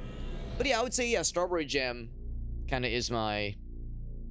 Can I say it's my jam? Nah, it's too much. Don't say it, Alex. Don't say it. It is my enjoyment. It is an enjoyment factor. It's a dessert dumpling. Well, it's like a jelly dessert American dumpling. And just smack it. Smack. Convenient that it just falls away to a climbable wall like that. How convenient. Convenient indeed. It says the Japan racing experience. Now, I'll confess, I can't remember. I don't know if I remember what that's going to be, Aaron. Was that a thing you guys got to do? Like a thing you went to today? Elif says I'll eat anything, which is good. I'm pretty good about most things. There are some things I'm kind of not a big fan of. Not a huge mayonnaise guy. Not a big fan of, I don't know, cauliflower. There's like a couple odds and ends that I'm not a huge fan of, but I'm definitely a lot better than I used to be for sure. Make the good stuff? Yeah, that actually sounds kind of nice. I haven't had a PB&J in any capacity in many a long while, but that sounds delightful, Aaron. The good stuff. Peanut butter jelly. Oh, the long way. Oh, that's right. I know about the long way. I've been informed about the long way. Peanut butter jelly, the long way. Oh, Forza. Okay, I got excited. I was like, oh, did you get to like go and like do something cool? Yeah, I got to try out the new Forza game, and the vibe is good. It gets a thumbs up. Cause I guess it just came out today. We were talking about that. I guess it was. Oh, I guess it was Saturday. Or no, it was yesterday. Herp derp. Oh god.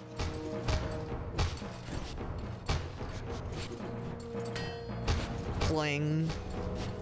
Not allowed to block my attacks. That's not very nice of you. Ow. What I really want to do is get the juice.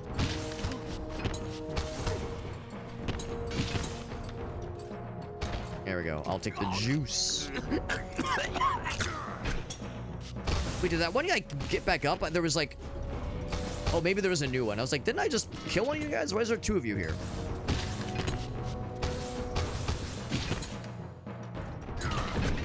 Oh, no, I'm gonna hold it. Yeah. Yeah, I heard the door open. That... It's like a GoldenEye door opening noise right there.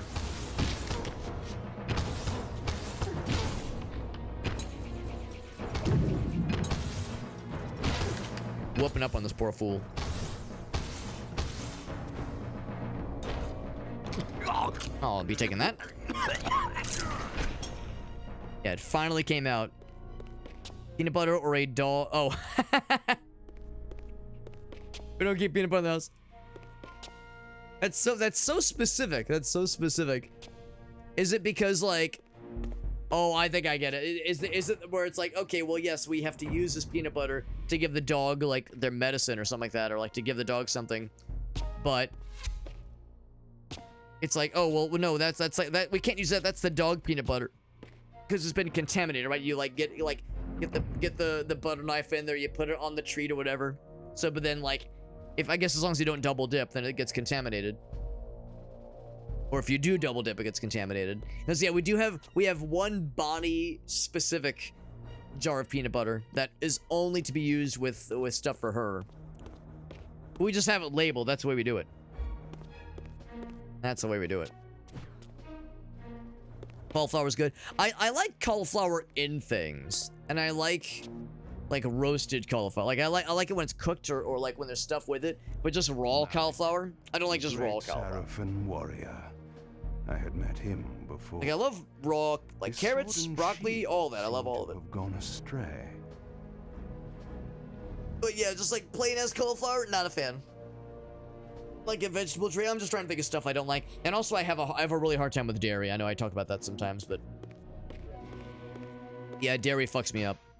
And part of it is a taste thing, but a big part of it is just that it just fucks my stomach up. So I feel like, ugh, feel no bueno. The question is, where does that barrier thing go? They're not here. Oh, some fellas.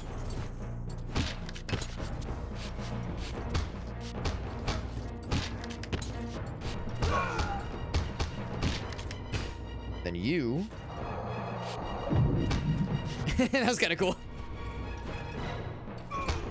Oh, is that guy dead? No, he's okay. Yes, he is. I think that means they're ripe for the juicings. Get the juicings. Fancy orange jelly. Ooh, that sounds wonderful.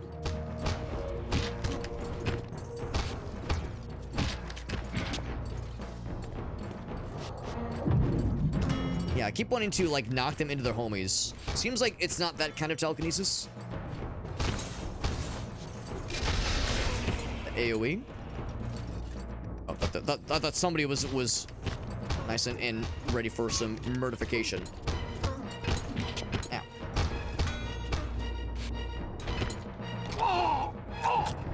Okay, and then you. Oh, I want to get that guy as well. Ow, ow, ow, ow.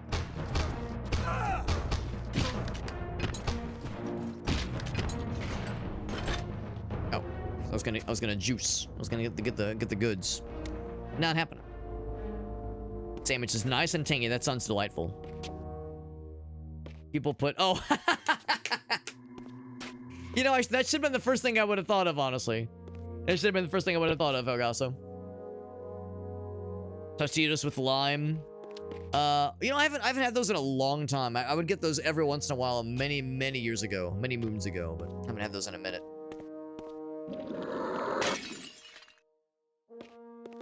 Tortilla chips with lime, yeah, the Tostitos ones, I think.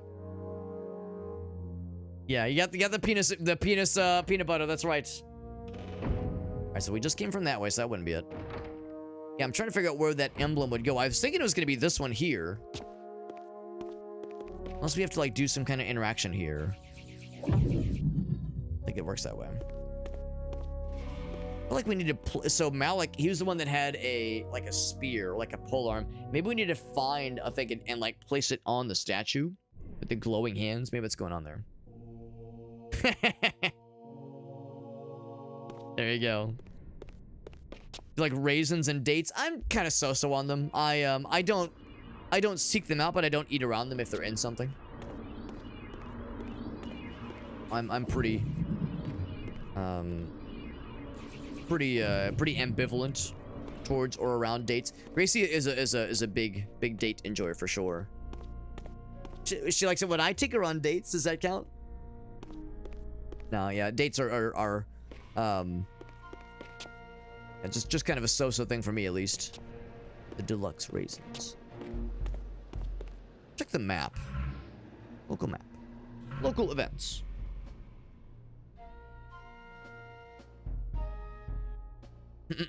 Oh, by the way, yeah, I think I missed Aaron's comment about how he liked the cool new game.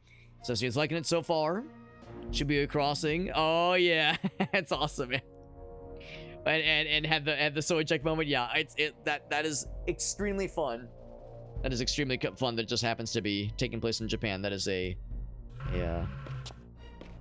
nice bonus. A nice bonus indeed. Is it this one here?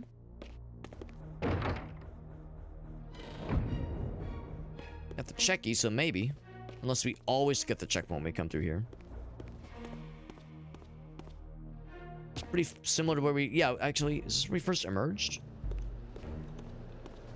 Oh, wait, no, I think we... No, we're about to enter the same place where we encountered the fella to begin with. We got the emblem for the door. We're looking for a new door, and if it's not the one we just saw earlier... Okay, but mercifully this one is closed anyway. Yeah, I don't think this is it. I don't think this is it. Let's go back. I'm assuming it's somewhere around the stronghold. That would make more sense. Kind of getting into the depths underneath the stronghold. I think it's somewhere in the stronghold proper. Do I have a wristwatch? No, I don't. I used to. I used to be a watch guy. I would consider getting one eventually. I mean, I'm not, if I were to ever get a wristwatch, I wouldn't bother with, like, getting a really fancy one. I know it's, like, a big thing for some folks. Some dudes in particular as, like, as a mark of opulence is to have a fancy wristwatch. But if I ever were to do such a thing, I would probably either get one that just, you know, a modest one that looks okay, or I'd get a smartwatch. I would say I'd be more inclined to get a smartwatch than I would be to get, like, a fancy one. In here? A willing victim to be sacrificed. Yeah, they willingly offered themselves up to me to be consumed. Yeah, maybe it was back, like, down this way. I would believe that, because we did see a couple of other areas as we kind of went through here.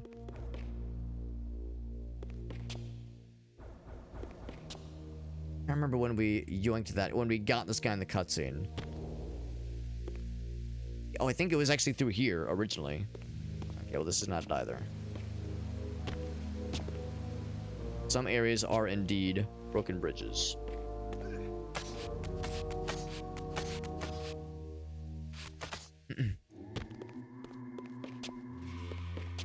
Am I dumb? Oh, here we go. I was like, how did I get up there originally?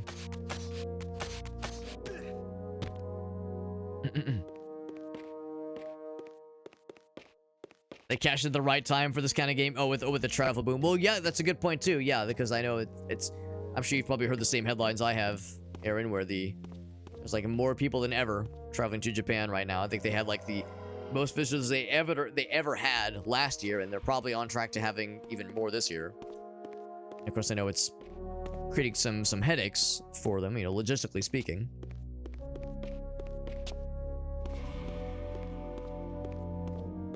We're back to this place. Let's like go to the second floor. Seeing these things on the ground too. I think these are of any significance. We have a cock clock. What? Imagine, yeah. Instead of a wristwatch, you just kind of wrap it around. Zip. Get it. Pull the strap so it's nice and tight. What time is it? Unzips pants. It would not be inconvenient in the slightest. Nothing weird. We got two directions to try. So that is the one. What is this one? That leads back to the beginning area, I think. Let's try this one.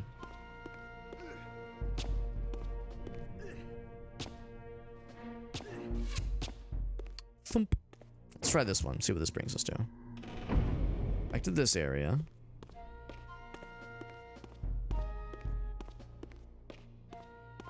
So it came from that way just now, and it closed behind us. So let's try this one then.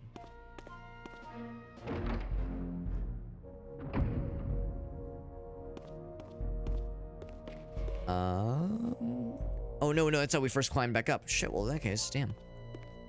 Take this damn thing. This cool new insignia thingy. Sign saying... Oh, right. I've heard about that kind of thing. We never saw that kind of thing when we were in Japan.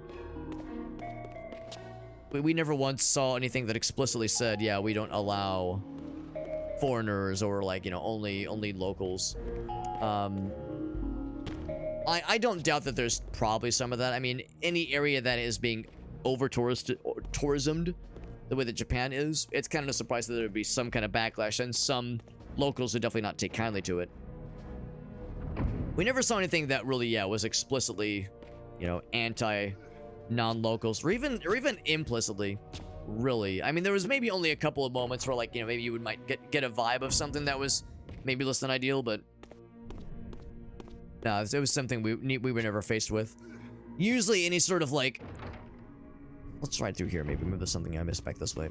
Usually, if you hear something that is something about, yeah, the locals not taking kindly to something related to tourism, usually it's in response to something that a tourist did, or tourists are doing at large. We never had this because back when the airport we traveled through was Narita Airport. Hence why I have the Pikachu. I got the Pikachu with the NRT on his lapel at Narita Airport. That's when I got there. But there's another airport that is, I think, more widely used. I can't remember the name of it, but I think it's got a good vista of Mount Fuji, at least on a clear day. Haneda Airport, thank you, Aaron. Yeah, so Haneda Airport. I think that's where this is, where there's apparently, like, as you are kind of, here we go, here's where we want to go. As you exit in, like, from the kind of main terminal area and go on to the area where you'd be, like, hailing a cab or catching a bus or going to, like, rent a car. There's apparently a spot that has a pretty nice vista of Mount Fuji, and apparently there were so many tourists stopping to, like, take a selfie or take a picture at that spot. The problem is it kind of disrupts traffic when you stop there. Like, if you stop there and, like, try to take a picture, it kind of disrupts traffic because it's in the middle of things. So, because there were so many people that were, like, causing problems there, most of them tourists, they had to erect a wall blocking Mount Fuji there just to prevent the tourists. I'm sure they probably already tried things like signs and like other kind of indications to say, please don't just stop here. But I guess that was the extreme measure they had to take. Unfortunate.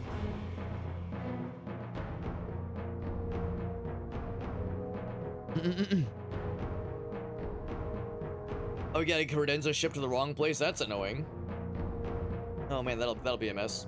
Here it says Jersey, baby. Of course, peeing everywhere. Really? Oh. Oh man, yeah. I wonder if I have that on hand, Aaron. If you find it quicker than I do, you will probably find it before I do. Yeah, there was something we found. Oh man, I wonder if I can find that in my camera roll. Actually, I don't know if I'm the one that took the picture, so maybe I don't have it in my camera roll, but I figure one of you guys probably sent it to me at one point. Oh man, I might try to find it later. Because I think I know where to find it, but I'm not exactly sure where in my phone specifically it would be. Spellcast just can enhance the fellas. You want to target these guys so they don't juice up the broskies.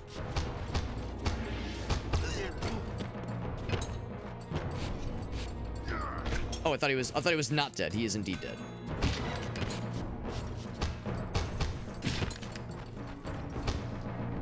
Sanguine Censure.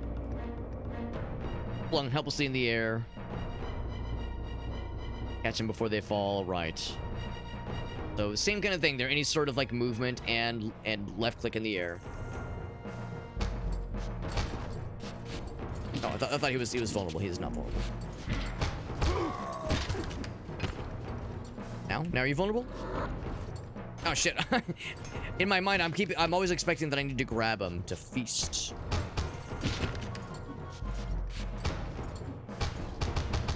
There we go. That's what we're going to see.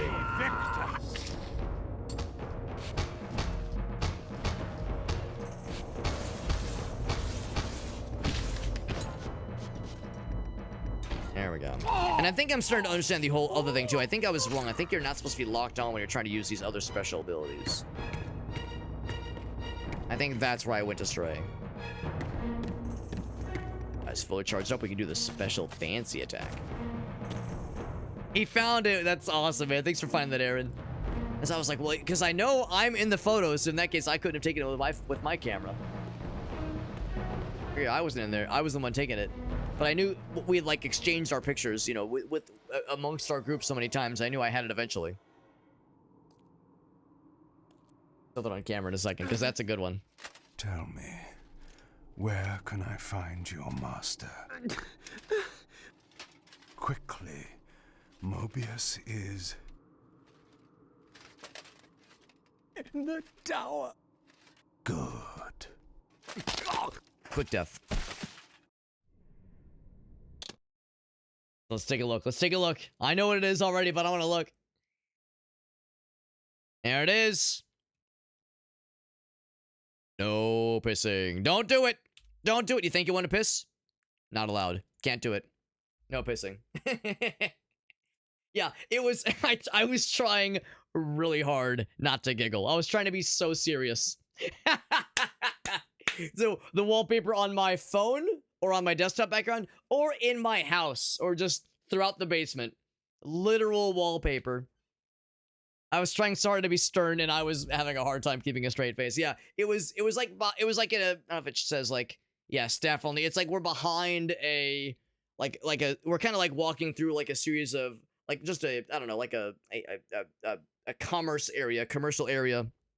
There's shops, there's restaurants around, and we're kind of walking through this back area. And as you're walking like behind areas, you're seeing like areas where they're loading up, like the kinds of like shipping and loading docks, or maybe not docks, but shipping and loading areas. Usually the kind of stuff that's more used by staff. So when you see like the staff only sign, that's how you kind of know. But yeah, when I saw this, I said, all right, I need the photo op. So yeah, I presumably there's enough of that kind of thing that must have happened in this area. I mean, there's grass nearby, you know. I don't know what was going on there. The fact that it's in multiple languages tells me they're trying to cover their bases here. And then share your screen on Teams, yeah. So, or maybe I was gonna say, do I chroma key or like Photoshop myself out of the picture? Or there's just a nondescript hand pointing to it, or do I make myself like the background on Teams is like right here, so I'm next to myself. Or we're both like next to the sign. Incredible. Probably near let's see, and Kabukicho.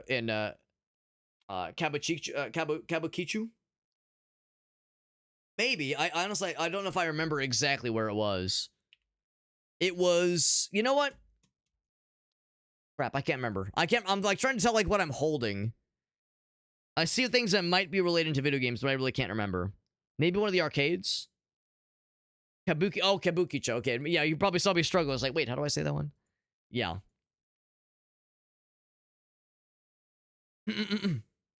Yeah, make it the wallpaper, man. Just go for it, baby. Next to the Godzilla vending. Yeah, that's right. That's right.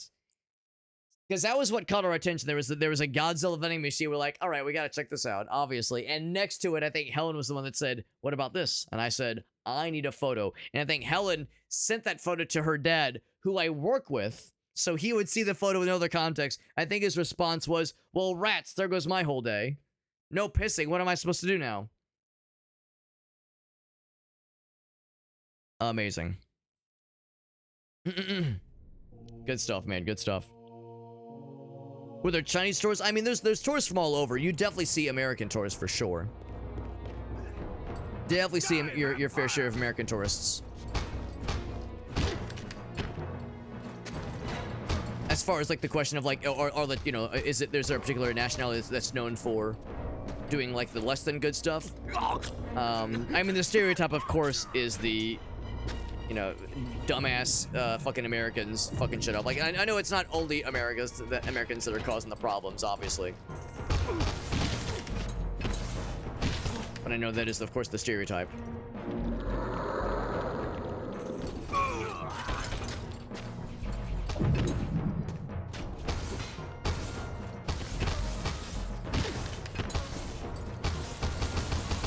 Get him! Are you dead? He's dead now. I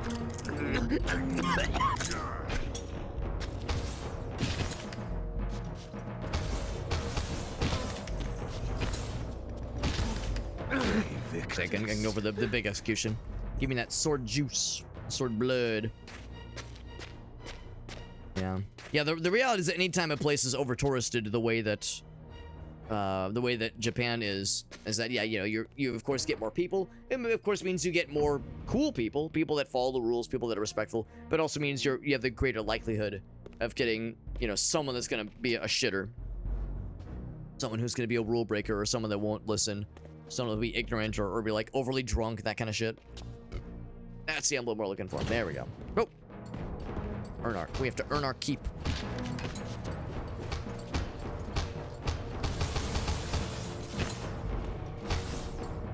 And kapow! Oh, I thought he was dead. I just assumed he was ready for the... Okay, now he's dead. He's just on fire!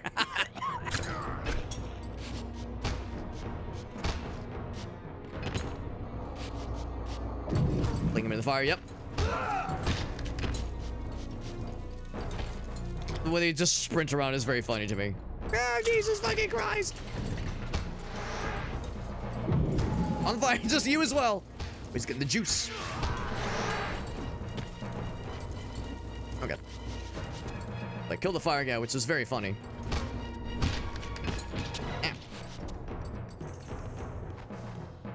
little sucky suck right there.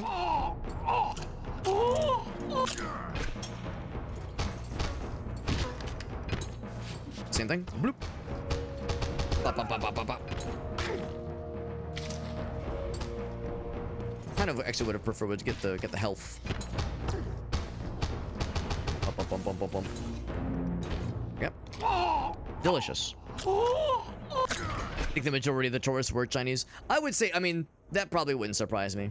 You definitely hear like a large variety of languages all around you, and just nationalities being represented. But it's probably fair to say that a bunch of them, the tourists probably are either from China or other Asian countries. Just because the proximity, you know, just the, like geographically speaking, it's easier to get there from some place like China or Korea or something like that, versus, you know, us having to cross an ocean. I mean, you have to cross an ocean, you know what I mean? There's like more of an ocean you have to cross.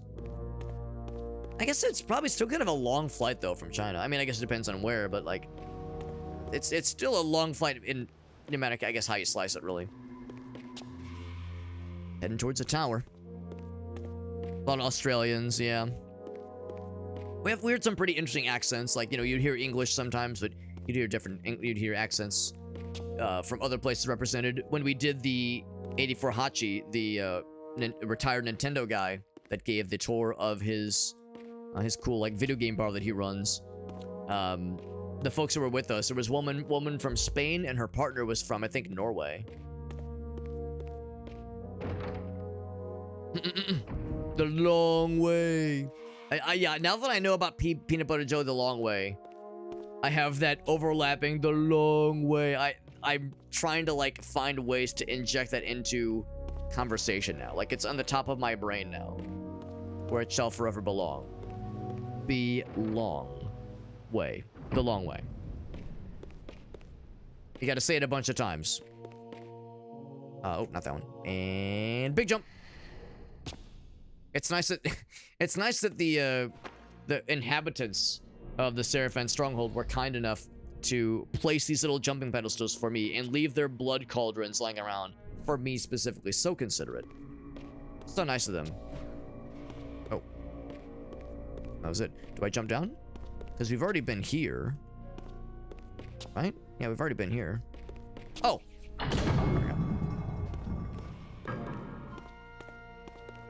Is that a guy to fight or a statue? Statue to me. To me, it looked like a statue to me. Is that just a... For a moment, I thought it was like a... I mean, it's a painting of a lady. I thought it was like a painting of a dude.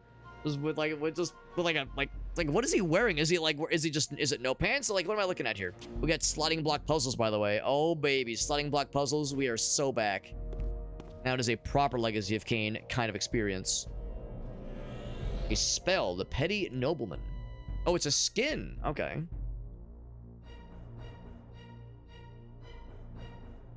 To look like a... Oh, I see. All right.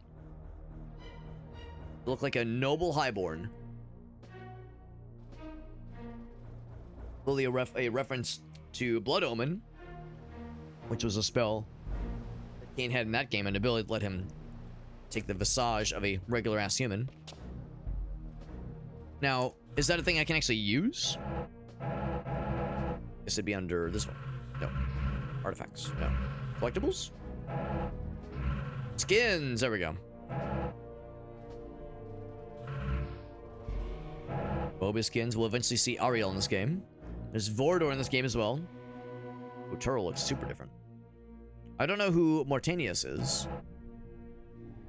Can we make Mobius look silly? Eternal... Not gangster, gamester. Kind of cool. Looking a little bit like more of a sinister evil mage. I mean, this one looks like a sinister evil mage too, but the purple kind of get like, I don't know. It was also a potentially neutral enough of a look to make it look like he's like just an eccentric spellcaster. Legacy Mobius. So, oh, I love the old school shit, man. That's delightful. Then SRX, I wonder what that stands for. Maybe like the original. Actually, it looks like, oh, Soul Reaver Remastered, right? Because that's how it looked in the cutscenes in Soul Reaver 1 and 2, specifically 2 Remastered. Oh, you can even do the toggle. This is the toggle how he looked in original Soul Reaver 2. With his gigantic fucking hands. Kinda cool. So we'll stick with the default for now.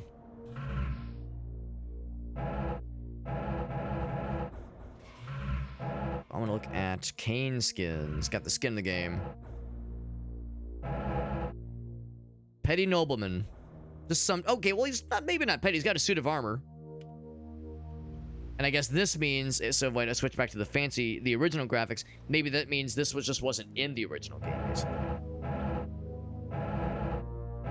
I think that... Yeah, I think the interpretation is there were no alternate skins in the original version of this game. So that's how we look. So yeah, oh, is the idea that we took the guys... I'm looking at the painting here. Like, maybe, yeah, we learned the spell. We learned this ability by looking at his paintings, basically. It's kind of cool. I mean, it's kind of cool looking like just a fucking guy. Just a fella. But if I go back to the original graphics, we're still just Kain. Is it pre-Vampire Kain? Maybe. I mean, the hair is kind of similar. The scowl is familiar, you know, in some way. Maybe. I would say that maybe. The Widow's Peak is kind of prominent. It's just kind of weird to be just looking like just a regular ass human though, so I think we'll go back to the default for the time being. I'll be curious to see other kinds of cool skins we can find though. It's kind of neat. Plotting block puzzles, baby, and they never went out of style. Shield, all right. The off-brand chili crisps. I could vibe with that. That sounds kind of nice.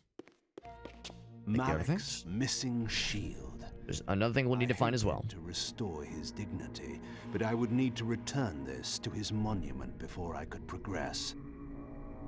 Mm-hmm. One of the guardians from Blood Omen, presumably. I don't think we ever had to deal with him in Soul Reaver 1 or 2 as Raziel, but Kain definitely would have had to in one of them, in at least Blood Omen 1, maybe also Blood Omen 2, but definitely Blood Omen 1. Yeah, I'm a fan of the long way. I'm a fan. I'm a long way enjoyer. Long way. It's one of those cases where I had heard the meme and I'd heard the audio before, but I never knew like the context for it. I'm like a meme historian when I got educated of it live on stream a couple days ago. Look at that guy just jitterbugging back and forth. I guess you could say I took the long way of understanding what that meme was. Learning its context. And kapow!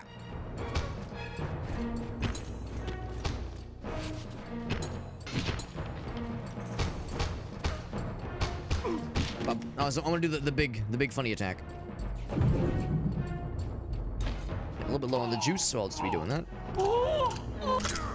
It took me a while to realize how we were exactly unlocking stuff. So I did see there was that thing where like you can eventually like unlock new abilities, unlock new combos. Didn't quite understand where that was coming from, but I saw it in the menu just now when I was kind of poking around. I do this. In the top right, it says level 2, XP 458. So I think every time you level up, you can like unlock new combos and that kind of shit.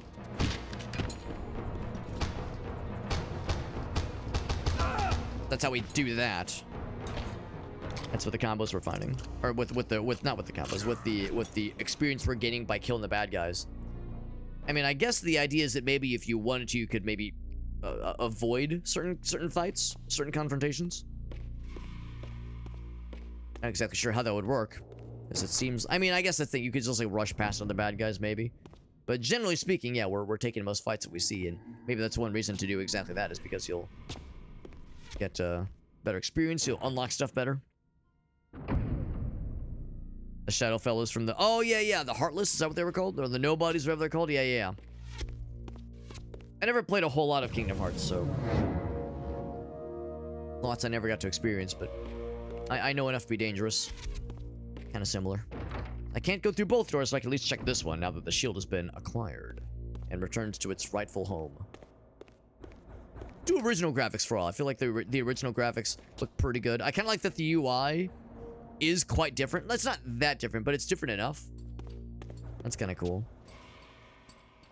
Yeah, no, I can't help but appreciate like the differences with the models, but also the similarities.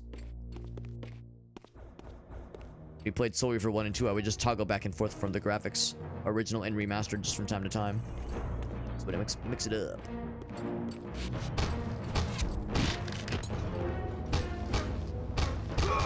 Bump, bump, bump, bump, bump. I need the health right now, so let's give him the old Yankee yank.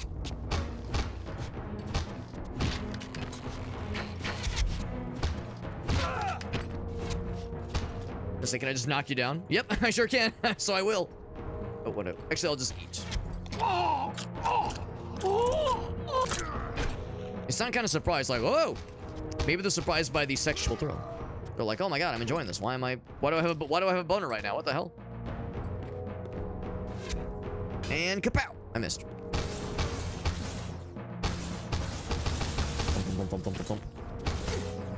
Can I do it again?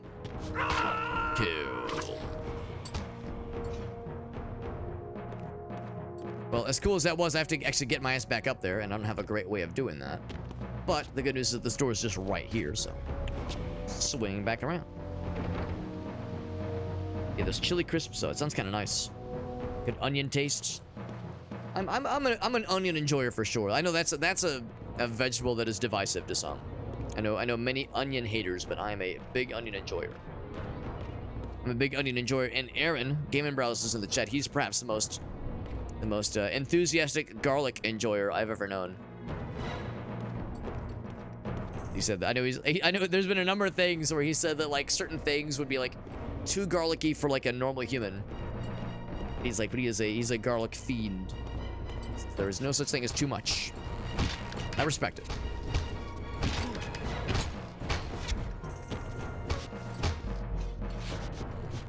What I'm trying to do is like kind of swashbuckle back and forth. It's a little bit tricky because there we go. It's like kind of hard getting just like the one dash off. It's easy to overdo it.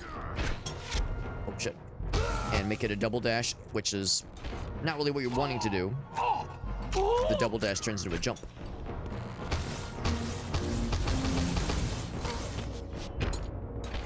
Actually, I could just get the kill. I wish I could like suck a little bit of blood and then cover the big kill. Wish it was that simple. Go to the store here, but I'll take that.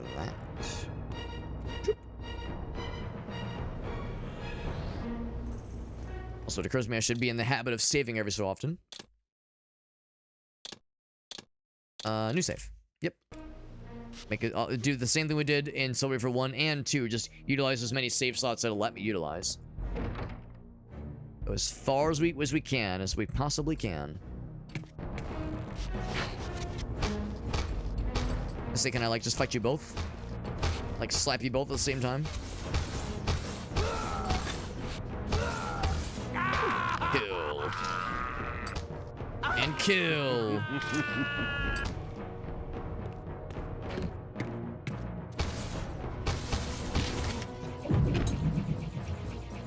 Bam. Can I fling him off the edge? I really want to just fling him off the edge. Like stuck.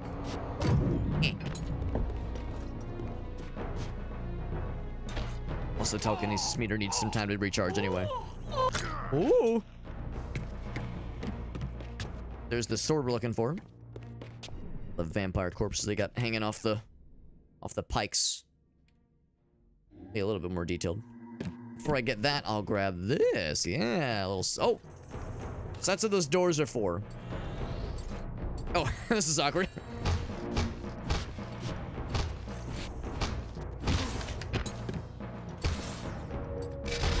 One of those. Oh, launch his ass off the edge. There we go. Still down there, bro? Now he's dead. So that's what these hatches are for. Those are respawn points. I wonder if there was like a thing we would eventually get that lets us break them, or if that's like a indicator for some kind of platforming ability later on. I wasn't sure. By the way, I really appreciate you can, like, the ceiling is kind of low for this area. You can see, like, right there on the cloud texture there. There's kind of like a little canopy of a texture that kind of covers the area, which is kind of fun. You can see it really clearly right there. What's that kind of sword called? It's like, it's the kind of like, it's one of the Ninja Turtle weapons. Malek's sword belonged in his right hand. Kind of how it looks. However distasteful this errand was, I would return it to its proper place. Maybe it looks better than the... Okay, there we go. It looks better than the remaster. Pretty cool looking. Yeah, big stretch. Yeah, big stretch. Big. More dudes. Yeah. That thing is just going back and forth is kind of fun, honestly. I kind of like that. Yeah. Take the juice. Thank you. Hey man, thanks for letting me just suck your friend. Pump, pump, pump, pump, pump, pump. I think when you hear that, ooh, that means they are ripe for a finisher. The fact you're still allowed to just continue fucking with them is kind of fun. Ow.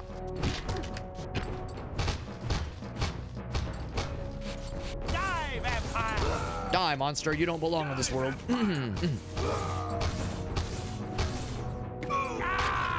kill from you. And then a suck from you. Thank you very much. Well, I'm not getting a suck from you. I'm getting a suck for you. Or you're getting a suck from me. Yeah, you know what I mean. Data potato. Well, let's not call the whole thing off, though.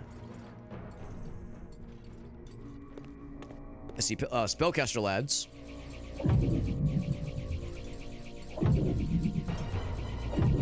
Damn it. He's a slippery dick.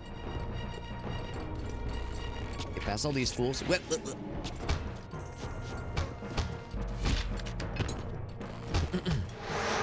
Definitely want to prioritize. Whoa! This guy thinks he's so cool. You know what? I've got cool shit too. How do I do it? There we go. I got cool special abilities too. Don't see me bragging. Oh, he stands up just to fall down again.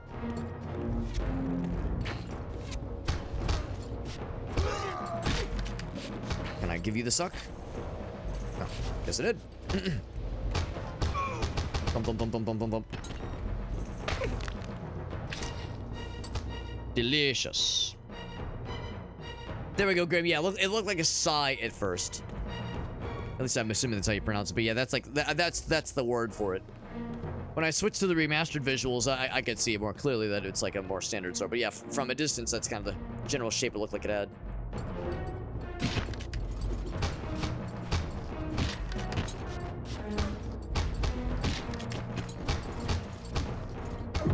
There we go.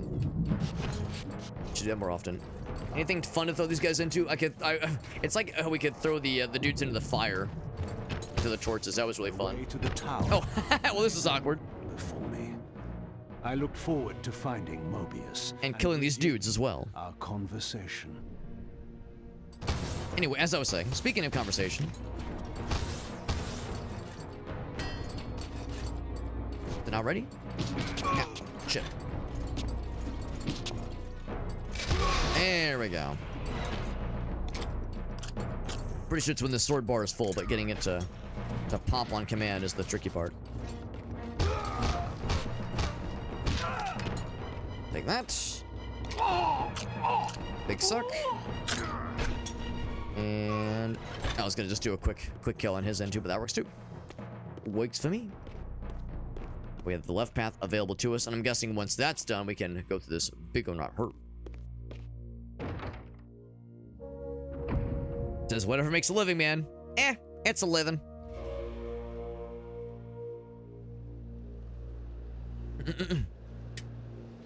Oh wait, hold on. Grim's got something, man. What's Grim got? He's cooking. What's Grim cooking? Let's find out.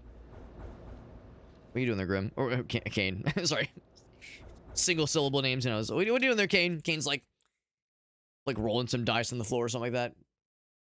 Playing craps. What's going on down there, Kain? See what Grim's got for us. Good to see you, Grim.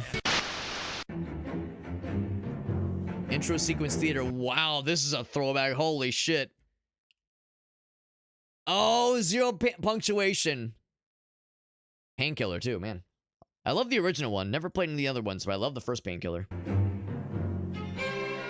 Man. I haven't seen this. I haven't seen this one ever. I have like this specific one, but I haven't seen intro sequence theater in a minute. Holy shit. Blast from the Past is right. Hello, Piety Corporation, how may I direct your call? Please hold. Can I help you? Yes, I'm here about the systems analyst position. This is my resume. Please look impressed.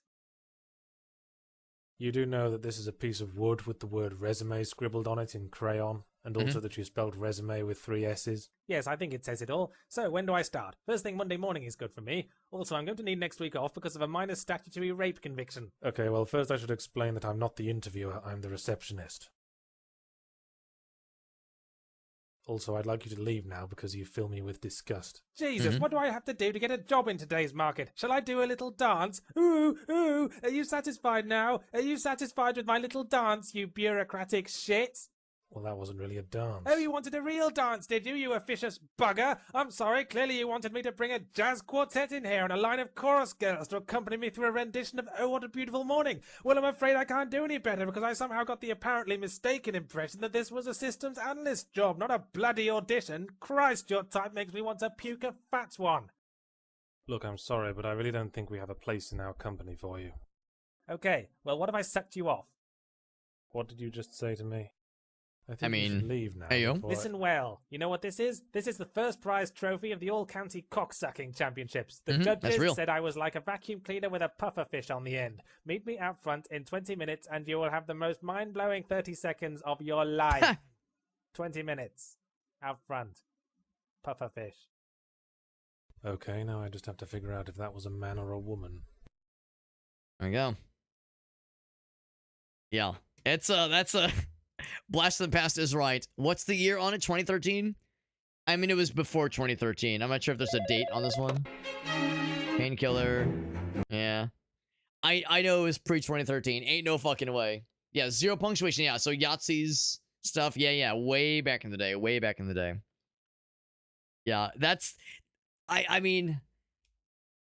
It was while I was in college, this kind of thing. I mean, it might have even predated it.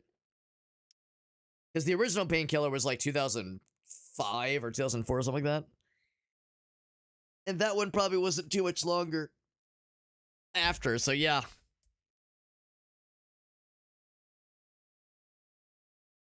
And then back to job hunting for the first time in 6 years. So I keep coming back to this one. This is unfortunately very timely because the job market right now is kind of shitty right now. And it's doubly shitty for new hires, or rather for recent graduates. There's been a couple of articles that have been making the rounds lately where like a lot of recent grads are kind of feeling the squeeze right now.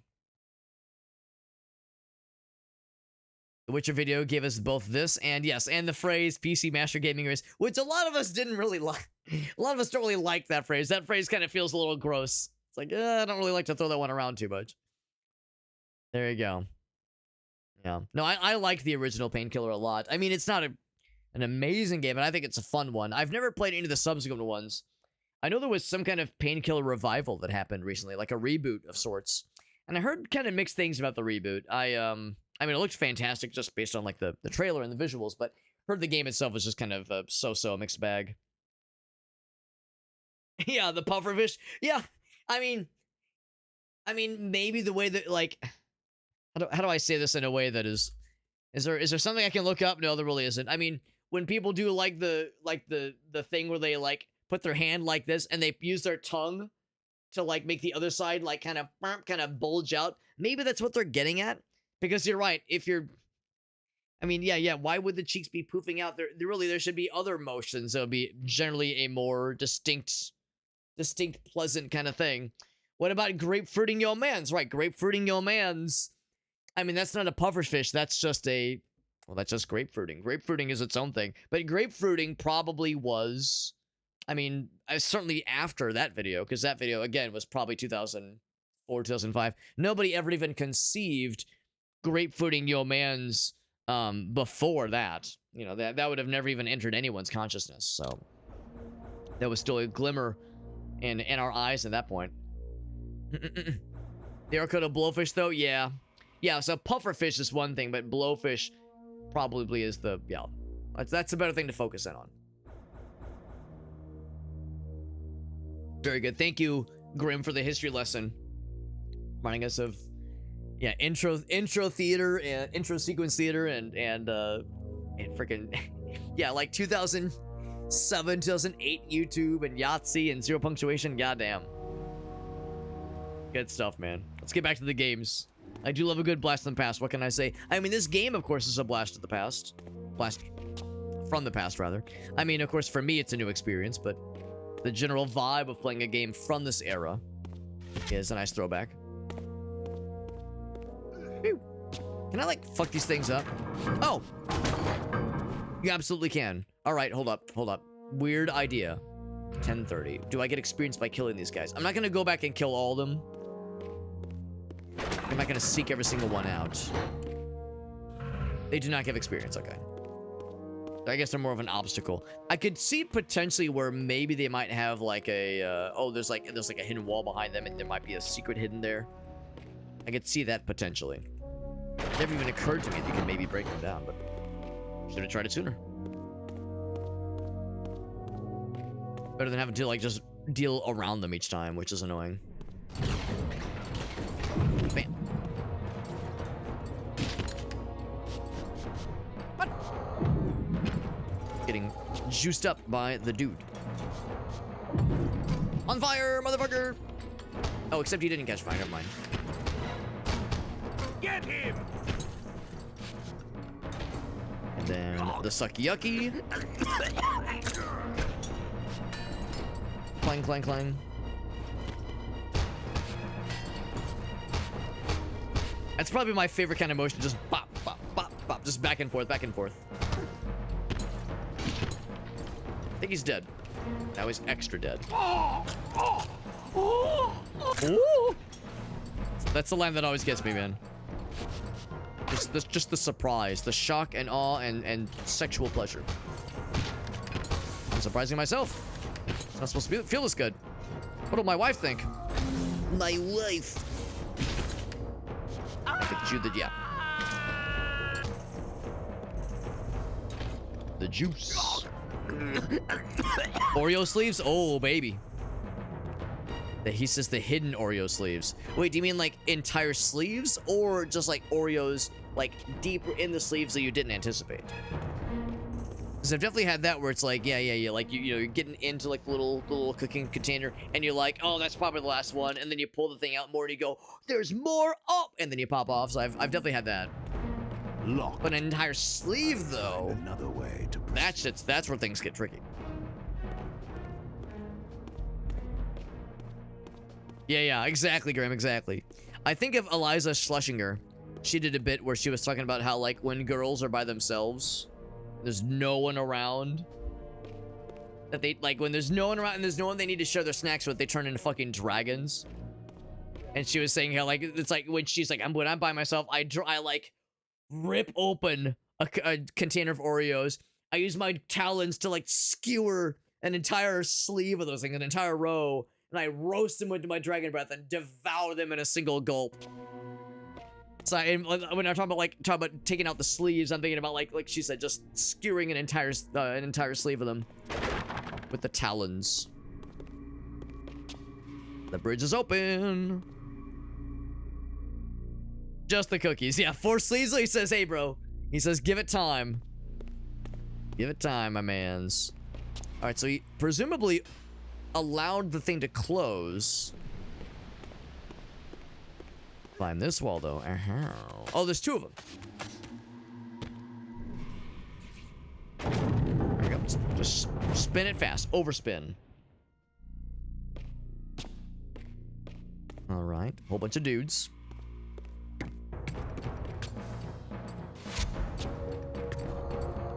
Off the edge.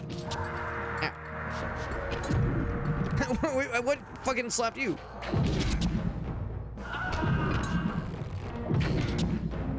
Oh, now I'm out of the juice. Oh, no, not out of the juice. Ow.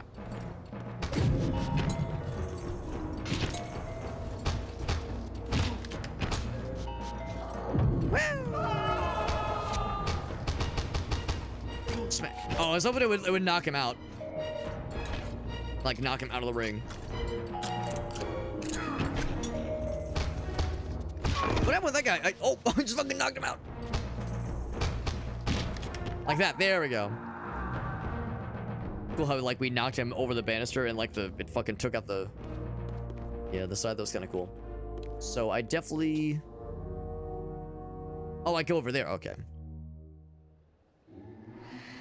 There's nothing else I'm like missing along the way here. Guess we could always jump back if we needed to.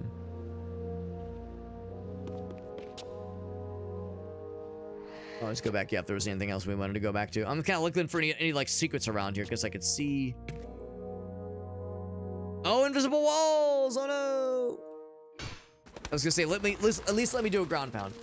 I was like, yeah. Can I do any platforming? Nah, not that kind of deal. It did say that we killed the dudes though. Is that part of the bridge still messed up? Yes, it is actually. I'm gonna like, can I break it myself? A nice little vista of just kind of how the world looks and the original graphics. Actually, you know what? In some way, I almost prefer the original graphics. There's like the volumetric fog is neat, but I don't know. I kind of like being able to see it a little more clearly, honestly. In their base, killing their dudes. I sure am. That's exactly what I'm doing. Wait, I'm sorry. In their base, killing their dudes. Okay, so if that's a reference to something, it has gone over my head. That one might have gone over my head, unfortunately. But you know what? I say that. It feels a little familiar. It feels vaguely familiar, but I can't place it. Bam.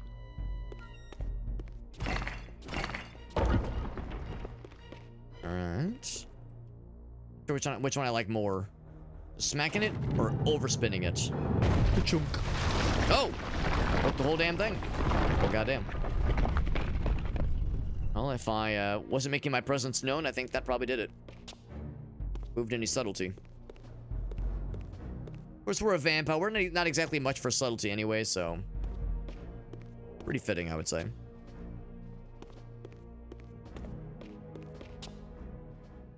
Oh. Something nice and decorative. Very pretty. The other door we saw earlier. Right. Yeah. I guess presumably with like with regards to like real-time strategy games, that kind of thing. Like you're playing, I don't know, fucking StarCraft, and that dude, like, someone else posts that message in your chat, like multiplayer that is. So infernal sundering. So that is, yeah. So same kind of deal. There we go. Pretty sure this guy's already dead, but now he's like extra double mega dead. Stop! He's already dead. Yeah. Bum. Smack. Oh!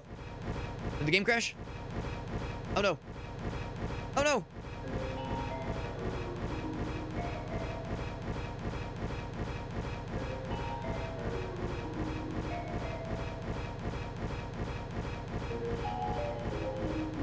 I think it's a sick remix. So I think the game might have crashed.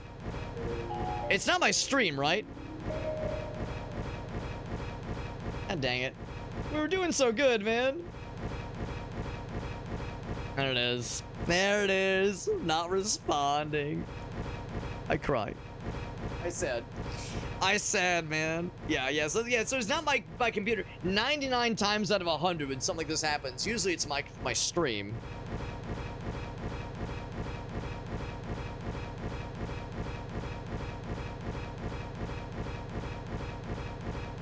I'm just saying, man. Skrillex, where you at? Yeah, so this is, unfortunately a thing we have to deal with. Let's do this. I'm gonna kill it. And I'm going to relaunch. You know, it wasn't that long ago that I saved. So let's see, like, how much of an issue this is gonna be. Because we know the checkpoints are pretty frequent. But what's considered a checkpoint for a little bit, like, you know, if you die or fall off an edge like I did, and it respawns you, that's obviously a checkpoint, but that maybe not count as like a thing you can like reload a save from necessarily. So let's see. Let me relaunch. I was hoping to like get to Mobius tonight. I was hoping to get to Mobius and see what he has for us. See what he has for us. Like see what that whole sequence is going to be. You can tell based on the splash screen. Giannis Aldrin is there. Vorador is there. There's a third guy whose name escapes me. But yeah, there's like all these other characters that we get to presumably eventually meet, and of course, there's still the question of what's Raziel gonna be doing. If I say continue, what still happens? So I think, actually, that's actually not too bad because we had just gotten this sword, so it's actually not too punishing. So it looks like it actually did save the checkpoint specifically. It's really not the worstest. Not the worstest. And then we started leveling up. Yeah, we got this right. Okay, so we really lost virtually no progress. So that's actually pretty forgiving.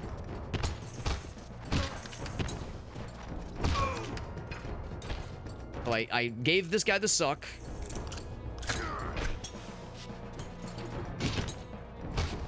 I was gonna make I was like there was mention of like, there we go. Pop, pop, pop, pop. Doing that whole deal.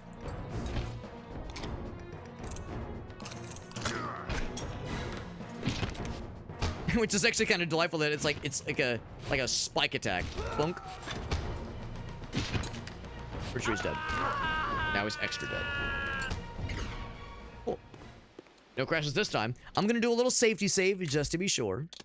We did have the previous remastered collection crash on us once, just once. And of course, this game has more going on. It's a bigger game, larger file size, just a more stuff going on, more what's the word? More fidelity being on point here. We'll fight those guys in a second. I think we have to go that way, don't we? Have no choice but to go that way. This one? Kick. Sounds good, Meerkat. Appreciate you hanging out with us, man. And it is getting late. Lady lates. But expect to have a boss battle here or some kind of item-a-jig. There's a thing up there. There's nothing right now, but yeah, some kind of platforming thing for sure. There's stuff to be gained. There's a second floor over this way, so that might actually be it.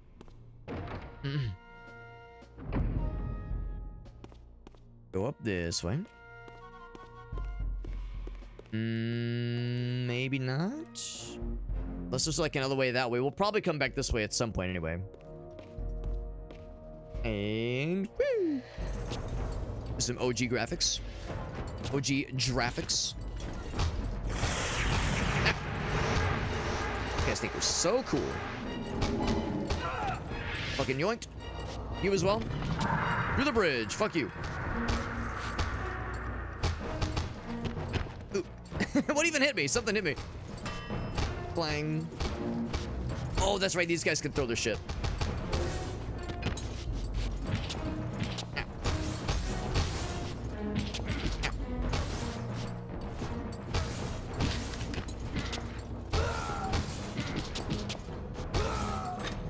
So you first.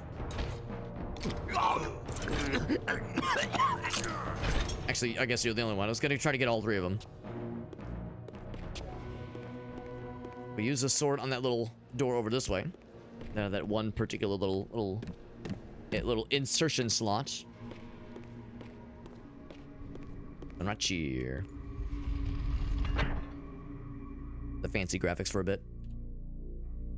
Yeah, but like I said, the original graphics don't look bad at all. It's really not the worstest. Checkpoint and a sliding block puzzle as I live and breathe. No, it's a spinny block puzzle. Again, it makes that GoldenEye noise. One of many, but a sound effect I associate with old school games like GoldenEye. This artifact, joined with the relic I discovered earlier, appeared to be but one fragment of a larger emblem. This shard was endowed with elemental fire, enhancing both the Reaver and my telekinetic powers. Juicy. I can light shit now. I can light shit and douse flammable objects. Yeah.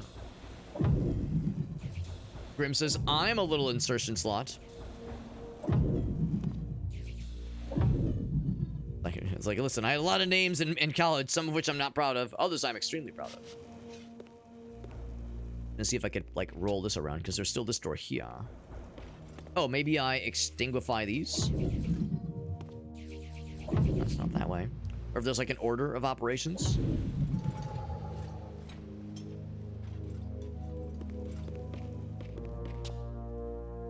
The idea is we gotta open this thing up. Can't move this at all.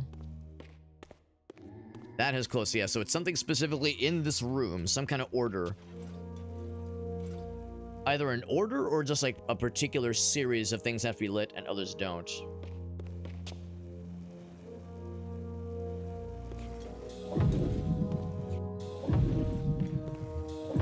That's something on this thing, maybe? That, of course, is pointing towards this guy, which is all well and good.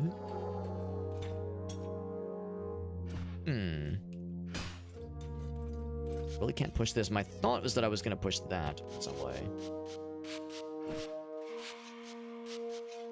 Whenever yeah, there's something I'm like trying to target over there. It might be... There's something that I... Oh, I'm even grabbing something. I'm like hearing the noises of them getting slapped around. So there's dudes back there I can reach.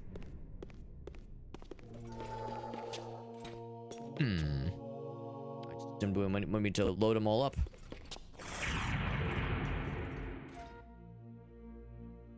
Noise. Oh, it's probably the spellcaster guys. That's probably what I'm hearing. Them do is just light them all, and that'll be it. What I'm not seeing here. What am I lacking? The original graphics. Anything different, really? Wouldn't expect there to be. Light this one up. I can't extinguish these. That way. There's no spirit realm, not for Kain. More of a Raziel kind of thing. Actually, not sure.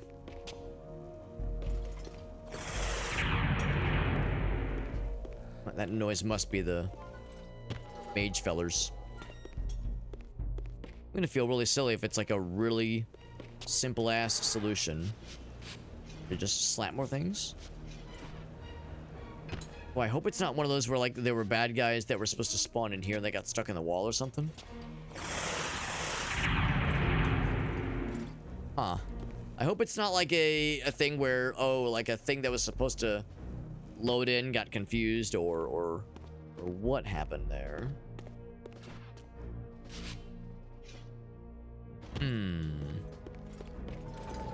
Well, I don't know actually. What do I need to do? What should I do here? It is getting pretty late. Like I was saying, I was hoping I could get to Mobius and have that whatever confrontation was going to happen, have that with him here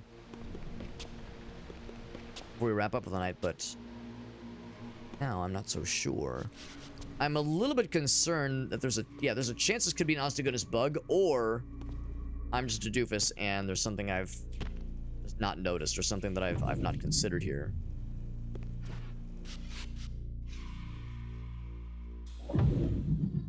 I just try every possible Oh! Okay. That gets me this guy.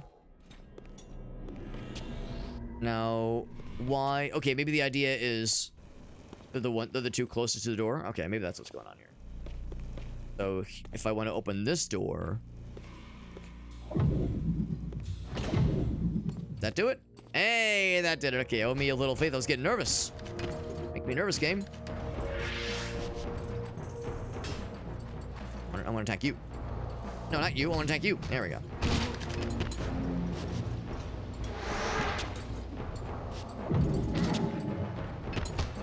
Light your ass on fire.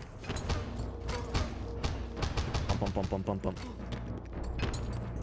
I take it because I'm getting pretty low on health here. I need even more where that came from.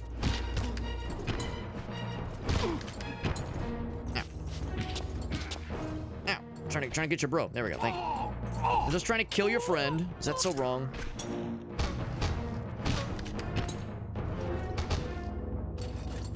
Oh, thought he was vulnerable. And now he is. Almost starved to death in that room trying to figure out my shit.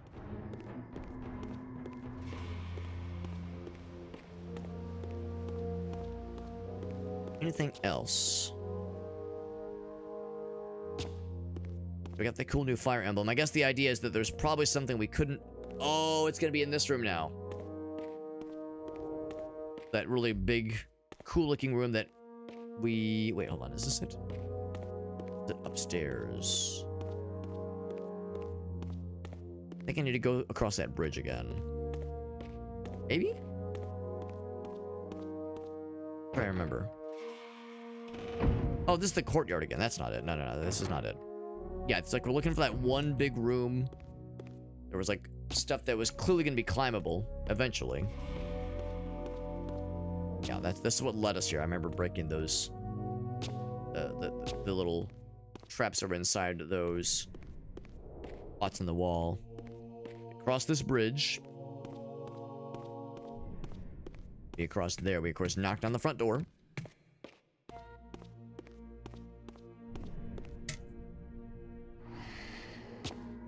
Pretty sure it was this one right here. We poked our heads in, saw we could do nothing with it, and said, we'll come back later. Now is that later. Oh. Bam. Convenient. Now, why does lighting those two torches make that little bridge happen? It's awfully convenient, I'll tell you that much. Oh, I thought that was the thing to pick up for some reason. Chunk. Give me the next one. How convenient. That is game protagonist energy, and I am not gonna correct anybody. I'm not gonna complain. Now, granted, they're giving us fewer, giving us like less complete solutions, but still a pretty good solution. Press that switch, and the little floating platforms will appear to make your dreams a reality. So well and good. If I go... Oh, actually, I was going to open it just yet. There was something that I wanted to try to collect.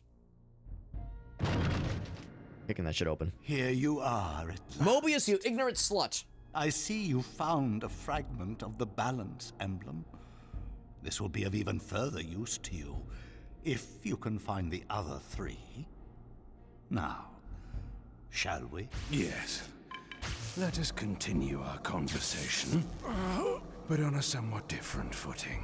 Now, what do you have to tell me, Mobius? You cannot kill me. We both know that this is not how or when I die. Death is not the only possible outcome. Your I cast testicular torsion. Fulfilling the vampire's foolish prophecies have badly distorted your judgment. And Raziel is not what you think. You dare imagine what I think. So, you prevented Raziel's soul from entering the Reaver. Do you believe for a moment that by this you have averted your fate? Or his? Or that of Nosgoth itself? Your manipulations are pathetic. Hands are so wrinkly. Raziel retains his free will, and that's what frightens you, isn't it, Mobius? You cannot see his path, and so you cannot control it. And neither can you. Yes, Raziel is shrouded from us, but we see the ripples of his potential actions, and every path he might choose leads to the same outcome. He will kill you, Kain. In sparing Raziel, you have written your own death sentence. You still have not answered the question I came to ask. Where is Raziel? He is not, in a true sense, here. Not now. Don't try my patience, Mobius. What have you done with him? Are the pillars? He is contained. In time, it may be safe to release him. His destiny must be completed. He will enter the sword. But until that time, he is dangerous. Far more dangerous than you could understand. And your incontrovertible evidence? The answers are plain, if you know where to look. Go west of the pillars. There you will find a testament written in stone. But stones too can lie. Convenient that there's, I guess, just something in the stones near the pillars that has the answers we seek. Unless it's like a particular, I don't know, some kind of like reference to the spectral realm, some kind of link to it. It's hard to say. This is very interesting looking. 3, 4, 5, 6, 7. Yeah, 7 of them. I mean, this is the Seraphine Stronghold, so maybe there were 7 warrior priests. I obviously couldn't attempt to name them, but the number might match up based on what I'm thinking. Go back. Let's see if there was that one thing I could grab. There was something that caught my eye.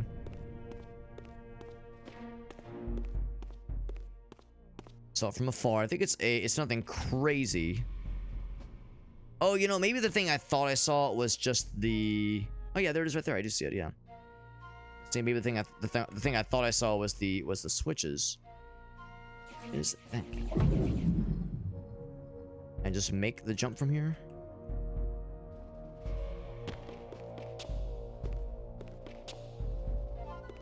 What if I could, if it's just a matter of kind of jumping along these things, or if there was another series of platforms I could throw together.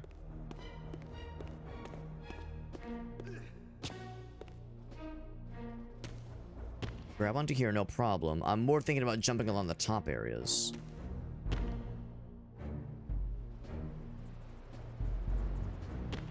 Can land on this, yeah. So can I just kind of platform all the way across? I'm not sure if this is what they intend. Again, this is just one of the... Oh, a little bit short, dude. A little bit short. A day late and $1 short.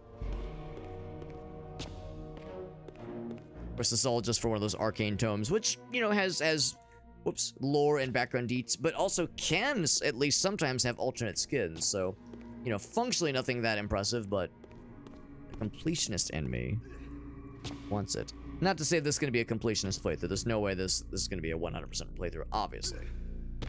Not how it works, but I'll do what I can.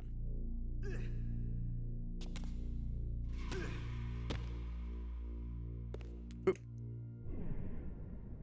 Yeah, sounds like it sometimes come up a little bit short. I think I just have to really cut that jump close. Mosquitoes biting your ass? Yeah. Yeah, that's always the worst when there's one mosquito in particular that is eluding your clutches. Oop. Grab. There we go. Oop. Grab. There we go. All right, one more. One more. See if I like really cut it to the edge. Oop. Oh no! Fuck. Gonna say if I really cut it to the edge, I'm in pretty good shape, but the timing of getting that initiating the glide can make all the difference sometimes. Thing better be cool. Whatever it is, it better be something real dope. And not a boring ass arcane tome that just has like something insignificant. Make it something really sick. Make it worth it. What is it? Ah! It is. Okay, well, it's probably something not terribly huge if it didn't like give us a pop-up. Be under collectibles, arcane tomes. Yeah, so it's this one, I suppose. I'm guessing it's in order.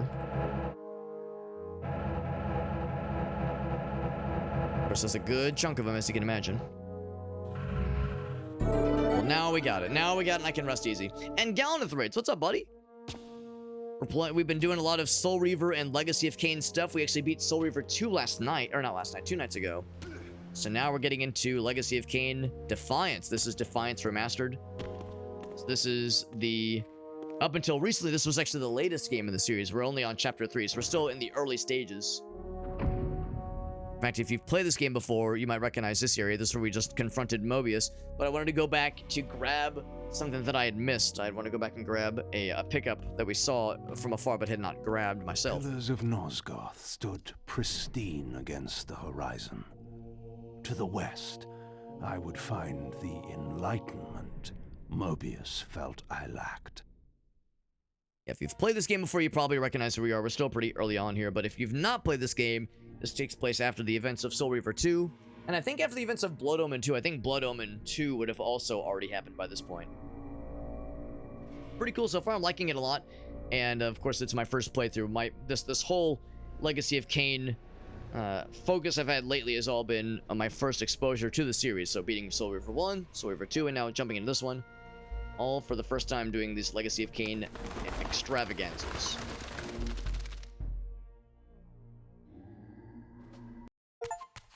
So that concludes chapter 3. There had to be a Now way we see to what escape Raziel's the up to. spirit world without the help my master was pleased to deny me.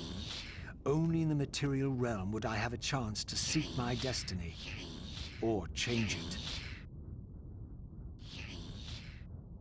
So, of course, Kain is one of the protagonists. Raziel is the other one. There we go. I see, Gallanth, you're doing some of that cool, let's see, what you were just doing. Oh, some Star Citizen. Very nice, man. Gallanth, you know what I'm going to ask. If there's any clips of yours you want to share with me, I'm always down, bud. Anything yours you want to share, I am super, super down. Give that guy the slurp. Also, what's this? Oh, I probably can't grab it because I need a conduit to the physical realm. Right. And I can't just fast travel back that way. Not gonna be that simple. Yeah, this is the remastered version, so if you're looking at this game, you're going, man, these visuals are way better than I remember. That's because this is the remastered version of Legacy of Kain Defiance. If you want to see the OG graphics, you can toggle it with this button right here. There we go. So there's the original. And honestly, I think even the original looks pretty good. Now, granted, this was a PS2 game originally, so we didn't have widescreen, we didn't have 60 FPS. So, you know, it's not, there are still like the modern conveniences. Also, I've been informed that the camera of the original was not quite as flexible. I'm on mouse keyboard right now, so I got like very easy camera controls. It's very nice. Pretty cool. It's pretty cool so far. Got a raid and run. Totally fine. Totally fine. I had to be up in a couple hours, which sounds all too familiar. Which is to say, no, that's a lie. I'm always so responsible. I'm always so responsible. I never stay up late playing video games. Don't look at what time it is right now. Just don't look. Don't look at it. Don't be reminded of my degenerate behavior. No need to call attention to it. No one correct me. It's perfectly fine. The question is, do we have any cool guy, cool person combos with it Kain does, or like special moves? I don't think we do, at least not just yet. First, I think that guy just reconstituted, which is very not cool. Okay, if I'm not fast enough in finishing these dudes off, they will regain their composure. Suck, and there we go. Because of course we are a Soul Reaver. That's what we do. We reave the souls. We consume the souls. These little gremlin fellows are like corrupted souls, basically. Yeah, if I double check, say Dex. Again, nothing. We're level 0, so we've been leveling up as Kain, but we haven't leveled up hardly at all as Raziel. Not as much combat stuff as Raziel, unfortunately. Oh.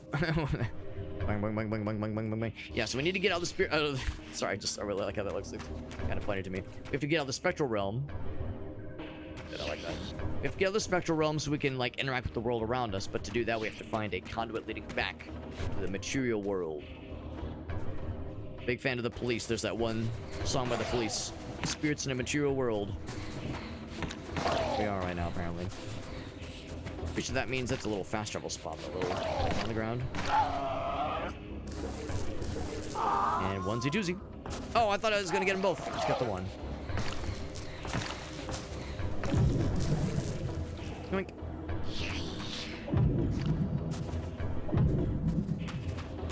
I have that. A little telekinetic attack. I guess that's the equivalent of our old projectile attack we used to have.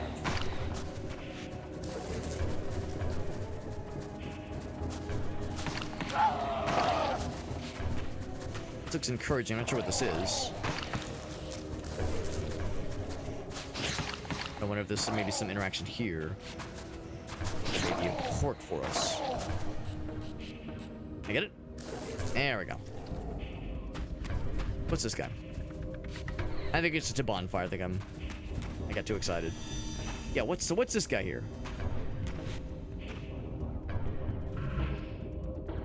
I mean, I'm assuming that if there was a spot to switch back,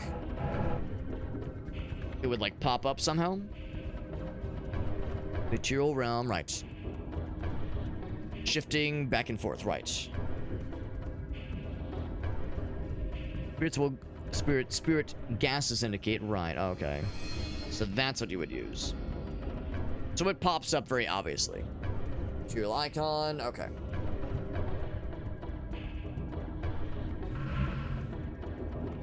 So the C button does nothing, yeah, so this is not it. We're in a graveyard, so if there was ever a time to find something like this, we might be so lucky.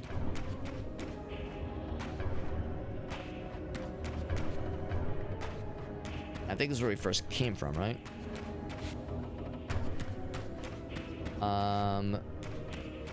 No, it's not. This is something different. Cool, we gotta fight these guys now, yep. And of course, these guys are pretty similar to the dudes that Kain was fighting. He got to fight something pretty similar in his chapter. The implication, at least, then. Yeah. That whatever Mobius was sending after to fight Kain is not of this physical realm, but of the spirit realm. Not sure how unusual that is. Yeah, that Raziel is quite familiar with spirit realm weirdness. Presumably, Kain probably hasn't had much, if any, exposure to the spirit realm.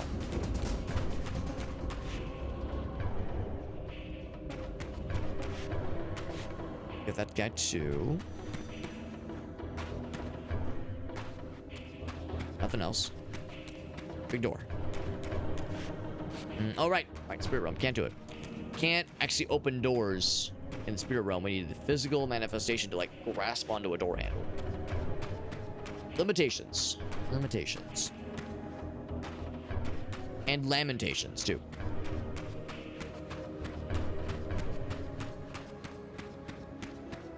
So we need to keep our eyes peeled for some sort of indicator that says, yeah, go here. This will be the place that will give your spirit the big suck.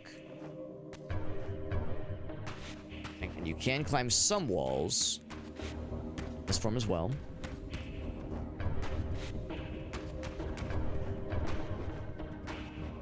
Now that looks encouraging, but that's just a pickup. And actually, oh, I can pick that up. Okay, I wasn't sure it was going to work that way. Kind of that's more of a like a collectible in the metagaming sense. Climbable.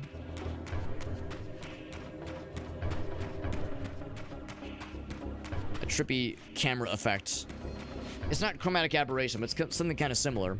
Keeps throwing me off.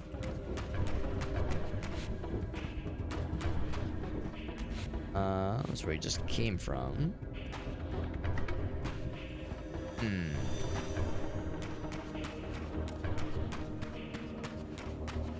Well, feels new. Nothing else. Oh my.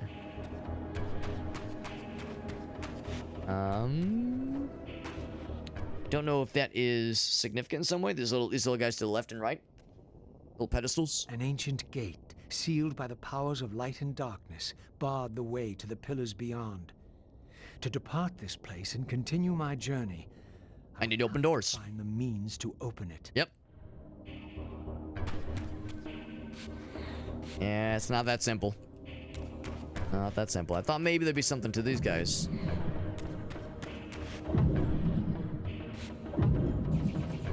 Anything? Nothing? No. Wishful thinking. Let's keep looking, though. Let's keep looking. I'll find something eventually. We've seen now multiple things that we need spirit body or physical body to be able to interact with and or open or fondle any sort of fun activities. A lot of these guys have respawned. Which is just great. A little bit annoying to fight. Of course, the more I fight, the more I fight them, even in this area. Presumably, I'm still getting experience. 398. Presumably, I'm still getting something for my troubles. Then, yeah. So they don't give a lot of experience, but it's better than nothing, I suppose. At least they're like fairly easy to drop down. The yoink.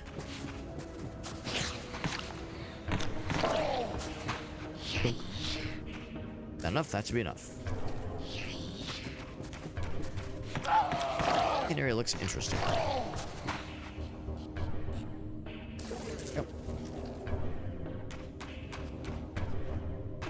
Yeah, but again, I can't really do anything up there anyway.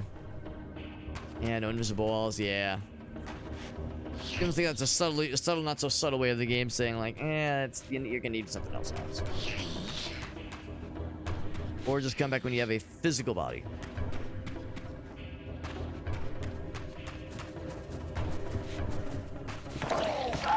Anything here?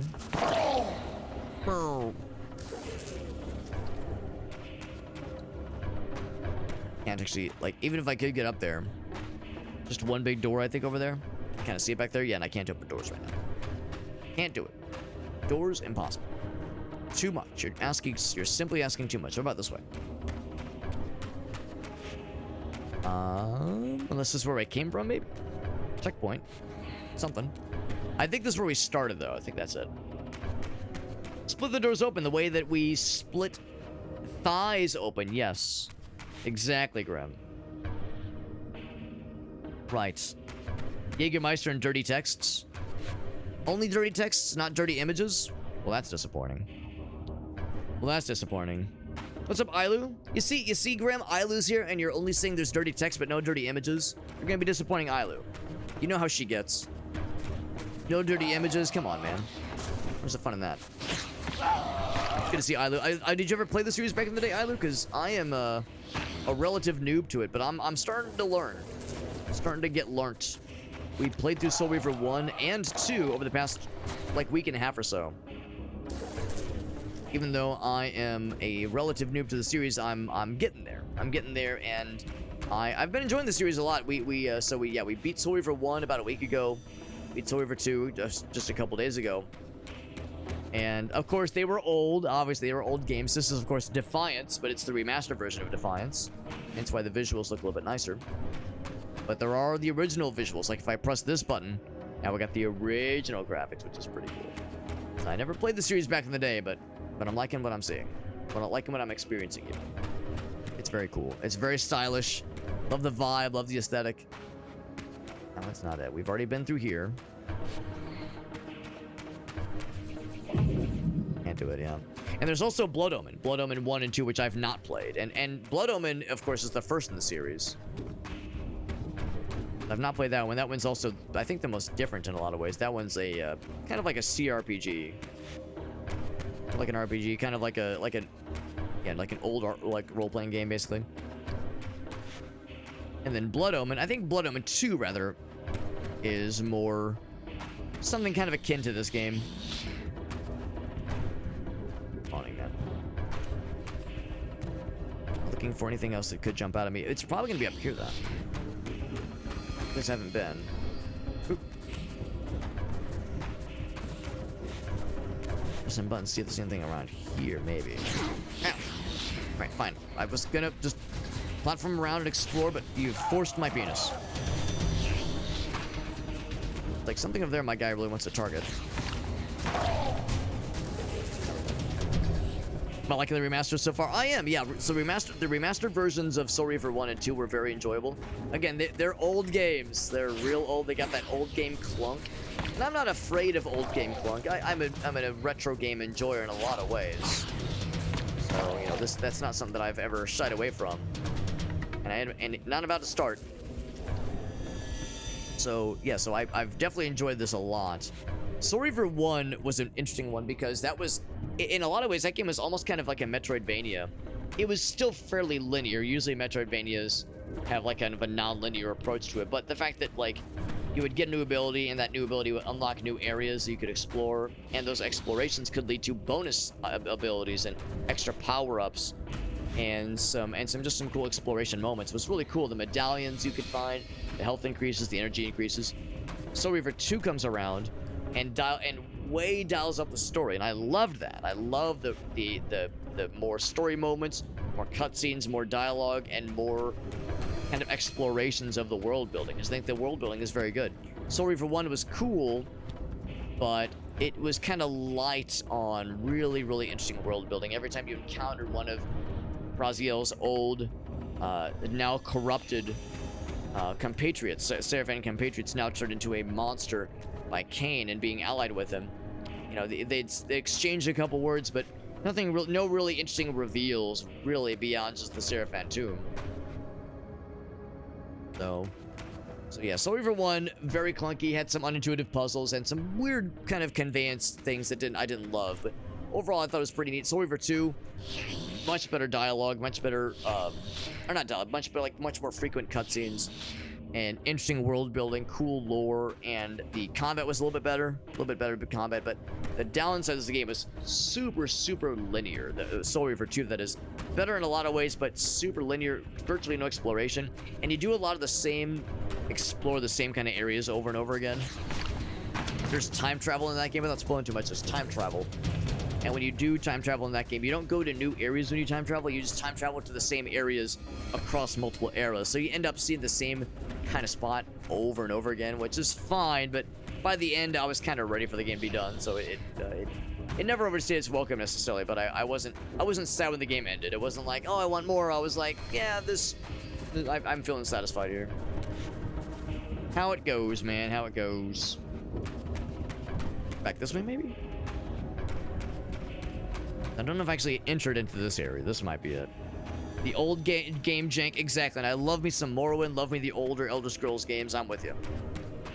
That's actually part of what drew me to the series. I'd always heard that the series was a fan favorite amongst a lot of the old school faithful. I grew up in the N64 era, so I grew up, you know, in the era where these games were really popping off. This one, of course, was for a while the last one of the series. This is the one that came out in, I think, 2004. Here we go. Here we go. That looks encouraging. So I think this one came out in 2004, so, you know, a little bit later. But still, I never had a PlayStation way back in the day. These were all PlayStation games. Within. As I neared, I felt a distinct spiritual pull. Oh, they're yanking at my spirit. They're yanking me. Pull intensified. So this is how we can do it. Yeah. Physical realm.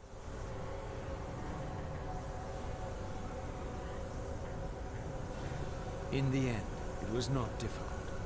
I projected myself down into that tomb. We can't use our usual conduits. And found myself reborn into the material world. Oh, we're a corpse. Oh, we were a corpse. It was a loathsome vessel. But with an effort of will, that too could change. Very cool. And again, that was the original graphics, obviously, but there's the remastered ones. So now we're in the physical realm, which is exciting. Up until now, as Raziel, we've only been in the spiritual realm, but now we're in the material one. It's pretty sweet. What's this? Charge the Reaver.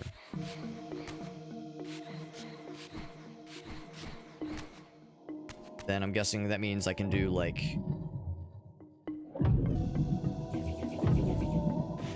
the cool like fancy attacks or something, fancy projectiles or something. Not sure why we'd want to use it. Oh wait, I think I know. Click and hold. It's pretty similar to Kain's special move. That makes sense. There we go. Go back this way. It's open. Do some. Oh, gargoyles quickened as I drew near. The door to a close. steely gaze. I would need to find some means of approaching the door without being observed. That'd be the spirit realm, right? Let me go this way real quick. Kind of curious. Yeah. We've seen these before, but only the spirit realm. Didn't realize these were spirit and physical fellas.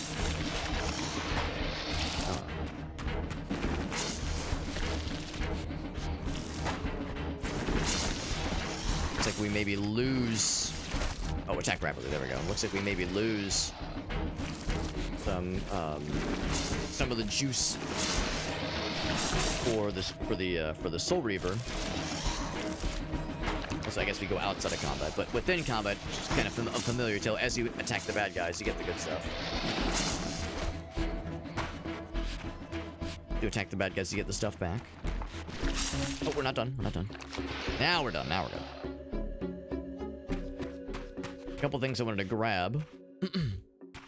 As for making myself invisible, the first thing that comes to mind is the spirit realm, but I'm not sure if that's the answer, just because we literally just got the physical realm, so there might be something else to snag. We're around here for a little bit. I gotta say, it's kind of refreshing not having that like, I don't know, like duplicate vision effect we were having, where in the spirit realm there's like cool visual effect that everything kind of echoes a little bit visually. I tell you, the pillars are haunted. Haunted? I heard a woman's voice talking and moaning. And Ariel. there was no one there. How many vampires have you killed? And you can't place down one ghost. I knew who these were. Vampire hunters, scouring the countryside, destroying what had once been my kind. You're not gonna love seeing me, though. What is that? A vampire or a demon? Where? Here. Ah, shit. Get him! Quickly. I mean, no mercy. you technically have no quarrel with me, or I have no quarrel with you.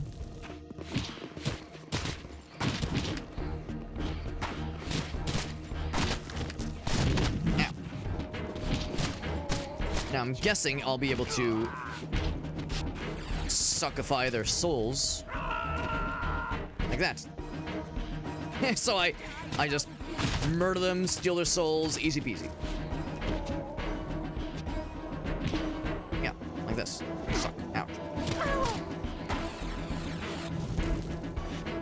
E? There we go. No. Is that enough? That's enough. These were Mobius's Delicious. hunters, mercenaries enlisted. Oh, in that case, I don't feel bad killing them. Exterminate the vampires. His insignia was unmistakable. But this meant I'd been captive in the underworld for centuries. I had lost 500 years. I hate when that happens. Then I knew You nap too long, forget to set a timer. that haunted the All the time. pillars. Ariel, the specter of the murdered Balance Guardian. Perhaps she could provide the answers I sought. But first, I would have to find a way out of this cemetery. To the pillars, right? I mean, that's where Kain's going. That's where we're going next. It makes most sense. Because I'm pretty sure Ariel is, like, always going to be just haunting those pillars. That's just kind of her thing. Unfortunately, we do need to wrap it up here just because it is getting quite late. But this is delightful. I mean, this is... I was saying how I've, like... The joke when I was finishing up with Soul Reaver 2. And I was saying, like, man... Oh, actually, let's do a quick look at the Dark Chronicle. Oh, I think I know what this is. This is just like a text printout, right? Or, oh, wait. Cutscenes, maybe? I understand. Yeah, it's... Okay, it's a cutscenes. Never mind. Skip cinematic. Yeah, okay, never mind. Those are just cutscenes. Bonus material. So we haven't unlocked the making of. There's a music player. Deluxe pack. What's that? Oh, okay, like there's like a demo. The Dark Prophecy. I guess like old school cutscenes, maybe. Comic books. That sounds cool. Oh, that is cool. Wow, that's neat.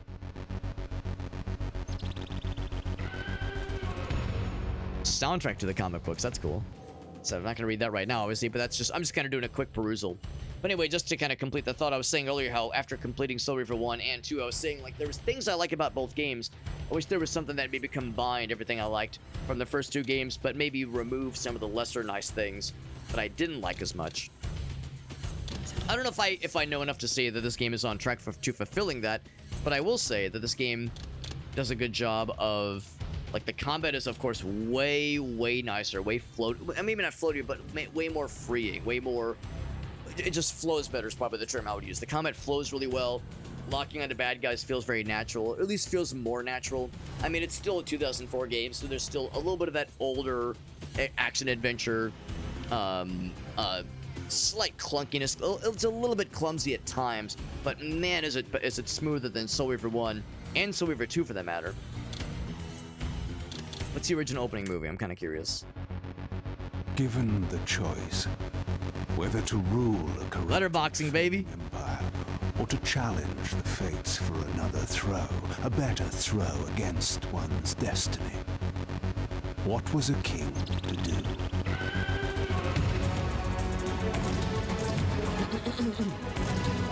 So pretty similar to what we saw with the intro for this game, where that was the intro from Soul Reaver 1. Here's the intro to Soul Reaver 2. So a slightly different edit, basically. That's kind of cool.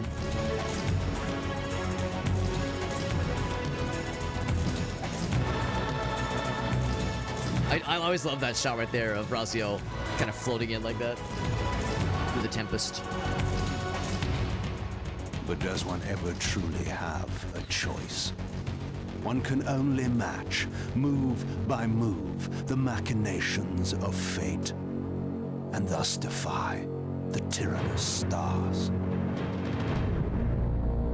So a very similar intro sequence, but a couple differences to the edits, and of course that old school logo is just delightful. But anyway, no, so I'm liking this a lot so far.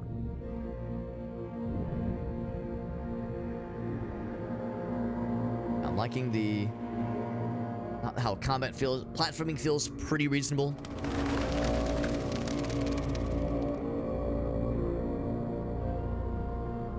The ledge grabs are pretty reliable. There's a couple invisible walls from time to time, which are a little bit annoying, but not a huge issue. And so I returned to the sanctuary of my enemy, the fortress of the Sarafan Brotherhood, deemed impossible for... I think the rest of this is the same, because yeah, we saw this earlier. Impossible for any man. Yoink.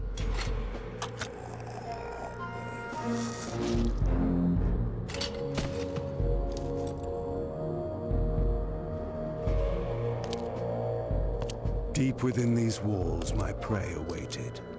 Mobius, the time streamer, deceiver and eternal gamester, using living beings as his pawns. In the end, we'd rooted out an entire nest of the fiends. But we had swept that area already. Not well enough, but no matter. We purged every last one of that brood with fire, and their souls now rest. Not lost to me that the subtitles are a little bit out of sequence. It was time for Mobius to answer a few questions. I hoped for his sake to find him in a forthcoming mood. And of course flows into the actual first level. Yeah, so pretty similar, but it's, like I said, it's kind of fun seeing the original graphics, and of course, I don't know, so the old logos, all that kind of thing is kind of neat. But anyway, no, I was saying how, like, there's a lot of things about this game that I appreciate. And I think Frax had pointed out that, yeah, there's, like, absolutely a whole bunch of great lore stuff, a lot of the great world building I love so much in Soul Reaver 2 with that, so that gives me hope. I like the fact that you can play both as Raziel and as Kain, and they both play kind of differently. They both play similar in a lot of ways for sure, but I like that there are some nuances to each one. Of course, with Raziel, the big one is, of course, is his ability to go back and forth between the spectral realm and the physical realm. It's like that's still present here, as a concept at least, but it's a little bit different this time around, which I appreciate. Yeah, really cool stuff. And the remaster, I think, has been done really well. I think it looks incredible. I think the new graphics look very pretty, but not like overly deviating from the original styling, so I think it's very appropriate.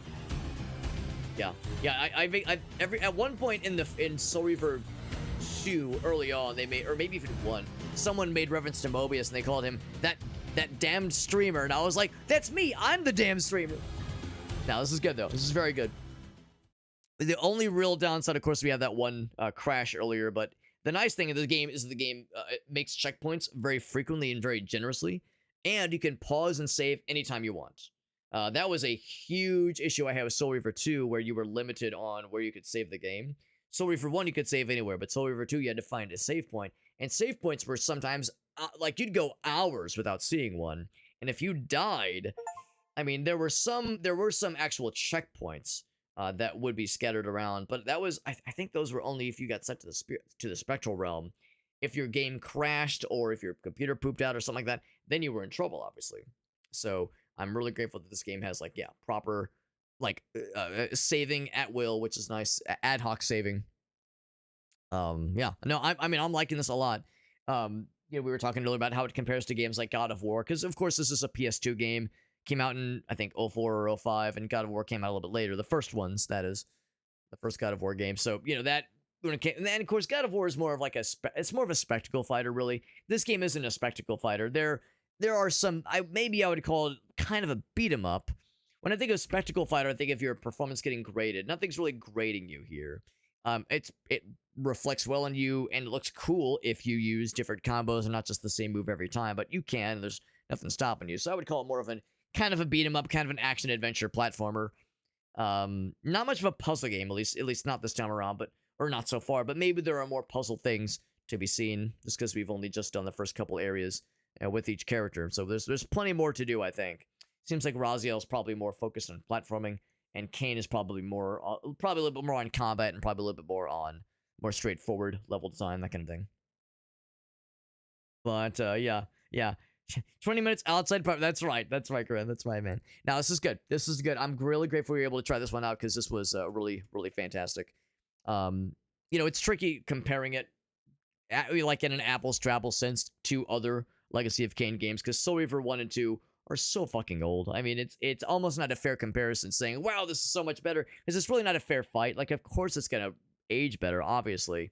But I'm impressed by, like, this is kind of a measure of how the series has grown over those, like, humble beginnings with Soul Reaver 1 and maybe to some extent Blood Omen. And now, like, the story has progressed, things have gotten interesting, there's all these odd entanglements with the characters, and as the sophistication of the story being told has expanded and has grown, so too has, like, the fidelity of the graphics and the control scheme and the combat. So it's like we're all kind of it's like we over the years we grew with the series, which is kind of cool. I bet this was exciting to play Soul Reaver 1 and then play this one and play Blood Omen 2 and, like, recognize how things continue to pop off, which of course makes Legacy of Kain Ascendance, the newest game, I guess that much more of a disappointment for some folks. But this is awesome, man. So thank you again for hanging out with us. Thank you to Galna for that raid. That was super nice of you, buddy. I did see the Ilu with the nut. Thank you, Ilu. We always nut for our friends. We nut for our friends. That's how we fucking do it, man. And thank you again to Lorkit for hooking us up with the review key. This is super nice of them. And it's great because we've actually, I think Lorkit was how we got our original review key for Soul Reaver Remastered 1 and 2. So Soul Reaver 1 and 2 Remastered, that is. So they've been really good to us when it comes to giving us the hookup with this series. I definitely want to play more of this game. We do have other things to get to on a more short-term order. Kind of the reason I was fast-tracking Soul Reaver, maybe not fast-tracking, but focusing Soul Reaver 1 and 2 is because we had a review key for this one, and the way that Lorkit usually works is that you have, like, usually 3 or 4 weeks, well, I guess more 4 or 5 weeks, to stream a game and submit your content to them for review to confirm that you, like, played the game sometime after you accepted the review key for it. So since I knew this remaster was really well received, I was like, well, I definitely want to check this one out, but I want to see if I can beat Soul Reaver 1 and 2 before I start Defiance Remastered. And it worked out perfectly, where we beat it on Saturday, and we jumped into it tonight, so this is awesome. So the reason, I kind of had that as Soul Reaver 1 and 2 as the focus, was to make sure I was, like, prepared for this one. So I was prepared for this game, so I could jump in and know the story and be fairly familiar with kind of what to expect. Now that we're caught up to that point and we played the game tonight, this of course will fulfill my requirements to Lorkit as far as making sure I play the game, making sure I showcase the game on my stream sometime before the deadline. And because I have other deadlines to get to for other stream games and other review keys, we're going to put this on a little bit of a pause because I got a couple of things we'll be playing this week in particular, but I will be returning to this for sure because this was really, really cool. As far as what else to expect for this week, so we got a couple of other odds and ends of games. New Star Fox game announced, by the way. I, of course, don't have that, but what I do have is a Star Fox-inspired game called Whisker Squadron. Whisker Squadron Survivor, specifically. I was watching Loverish play it on her channel. She's a big Star Fox fan. She does the Star Fox not remaster. What am I looking for? Randomizer, that's the word. Star Fox 64 Randomizer, which is really fun to watch. And this one has it's like a Star Fox inspired roguelike almost. Looks really sick. We're playing that tomorrow. And then we got a couple other odds and ends. Demon Lord Just a Block, I've heard is incredible. We'll be checking that out on Wednesday. Gravelord has its 1.0 release milestone on Thursday. We got that to look forward to. Also, Ghostmaster. If you ever played Ghostmaster way back in the day, old PC game where it's kind of like The Sims, but instead of managing Sims and managing humans, you are managing ghosts, and you're trying to use those ghosts to scare residents of like a house or a mansion, that kind of thing. So you're trying to like maximize your ability to terrify people. It was a game I never played, but always heard it was incredible. Ghostmaster Resurrection is a remaster for that, so we'll check that out on Friday. Got a couple of other little odds and ends. Roadout is still a game I keep meaning to get to, but I keep delaying it so I can focus on other things. Well, we'll get to that this week as well. Then we, of course, have the streams, the multiplayer streams on Sunday. Multiplayer stream is always a nice time. We playing that out, playing some multiplayer games on Sunday. Maybe more ADF. I mean, I selfishly got to choose last time, so I want to make sure that other guys in the group get their opportunity to choose. But it seemed like everybody was really vibing. We got to play some Earth Defense Force, which was a real treat. I love playing that game. Love playing the game, and always good to play with those guys because they're a good group. Good group of cool dudes, man. Good group of cool dudes. Being said, gonna find a raid target. As I'm looking for a raid target, here is my socials page. Has all of my links, that little link tree page. It's got all the Alex flavored, the Super Hobbit flavored things you could ever even hope to find. So if you've ever been wanting to find my social media platforms like Twitter, Instagram, Facebook, it's all out there. They're all out there, every single one. Also, when it comes to things like my other streaming platforms, because I'm live in a lot of places right now. I do the multi-stream thing. I do the simulcast thing. So I'm live right now on YouTube. I'm live on TikTok. I'm live on Facebook. But the big one, of course, is that I'm live on Twitch. Right now, you can probably guess based on the hoodie. Supporting the threads to make sure, or not supporting, sporting the threads to make sure everyone knows what's up. Yeah, Twitch is my main platform, and it's the same content being beamed to all those places simultaneously, but Twitch is the main one. We, of course, have some Twitch-specific features that are only available on the Twitch channel, such as channel point redemptions, and some games have Twitch integration, which is what we use, so and that's what I generally recommend as the kind of closest to the source stream environment. Of course, it's also where most of our viewers and chatters are, so kind of best way to interact with other folks and feel like you're like part of something, part of something greater. A greater something, and by greater something I mean, just easier shit posts, but still counts. It still counts. Still worth something, I like to think. As far as raid targets go, though, we got a couple other options. Oh, one more thing, the Discord server. I should mention the Discord server. I like everybody else. I know I'm not special here. I've got a Discord server. Everyone's got one as well, but I've got one that I run and manage. We have the usual kind of stuff. It's the best way to keep up with myself and others inside the community outside of my usual streams. So just kind of keeping up with our usual goings-ons. I do post my schedule there every week as well. So the schedule for this week has been posted. That is all out there. Also, we do giveaways every so often. So if you like a chance at winning some Steam keys that we raffle off every so often, like I said, Discord server has got all the goods and more, my friends, and more. That being said, we're rating a friend of ours. Her name is Floppy Fawn, really cool VTuber lady. Ailu, I think you'll like her. She's really fun, really delightful. Plays a lot of Path of Titans and a couple of other odds and ends. And she raids us all the time. Super, super pleasant. She's a friend of Shakes. And any friend of Shakes is a friend of ours. And she's got a fun VTube model. Really cool person. Really cool person. Sometimes goes pretty long. Sometimes kind of a long streamer kind of lady. She's going for 11 hours right now. So yeah, she tends to do pretty hefty streams. She doesn't stream like every day though. When she streams, she commits to it. But I think she only streams a couple times a week. So nice opportunity to get to pop in and raid her ass. And by raid her ass, I mean raid her ass respectively. And respectfully. Respective and respectful. That's right. Establish consent before raiding someone's ass. It's important. It's important. Thanks for hanging out with us, friends. Thank you again to Gallaneth for that raid. Thank you, Agalsa, for that enormous resub earlier, man. 90 months, man. 90 months of that resub. What a stud. What a super stud. Thanks for hanging out, guys. I should be back around tomorrow. As always, if there's any major changes to the schedule, if I end up having to cancel or reschedule anything for this week, I'll make sure to post it in the Discord server. That weekly schedule channel has all schedule updates, as you can imagine. So I'll make sure to keep that up to date. And otherwise, we should be back for tomorrow. And more fun games, more cool indie games, more cool little odds and ends. A real variety week for sure. You all have a great night. Thanks for hanging out with us. And you all take care. Good night, friends.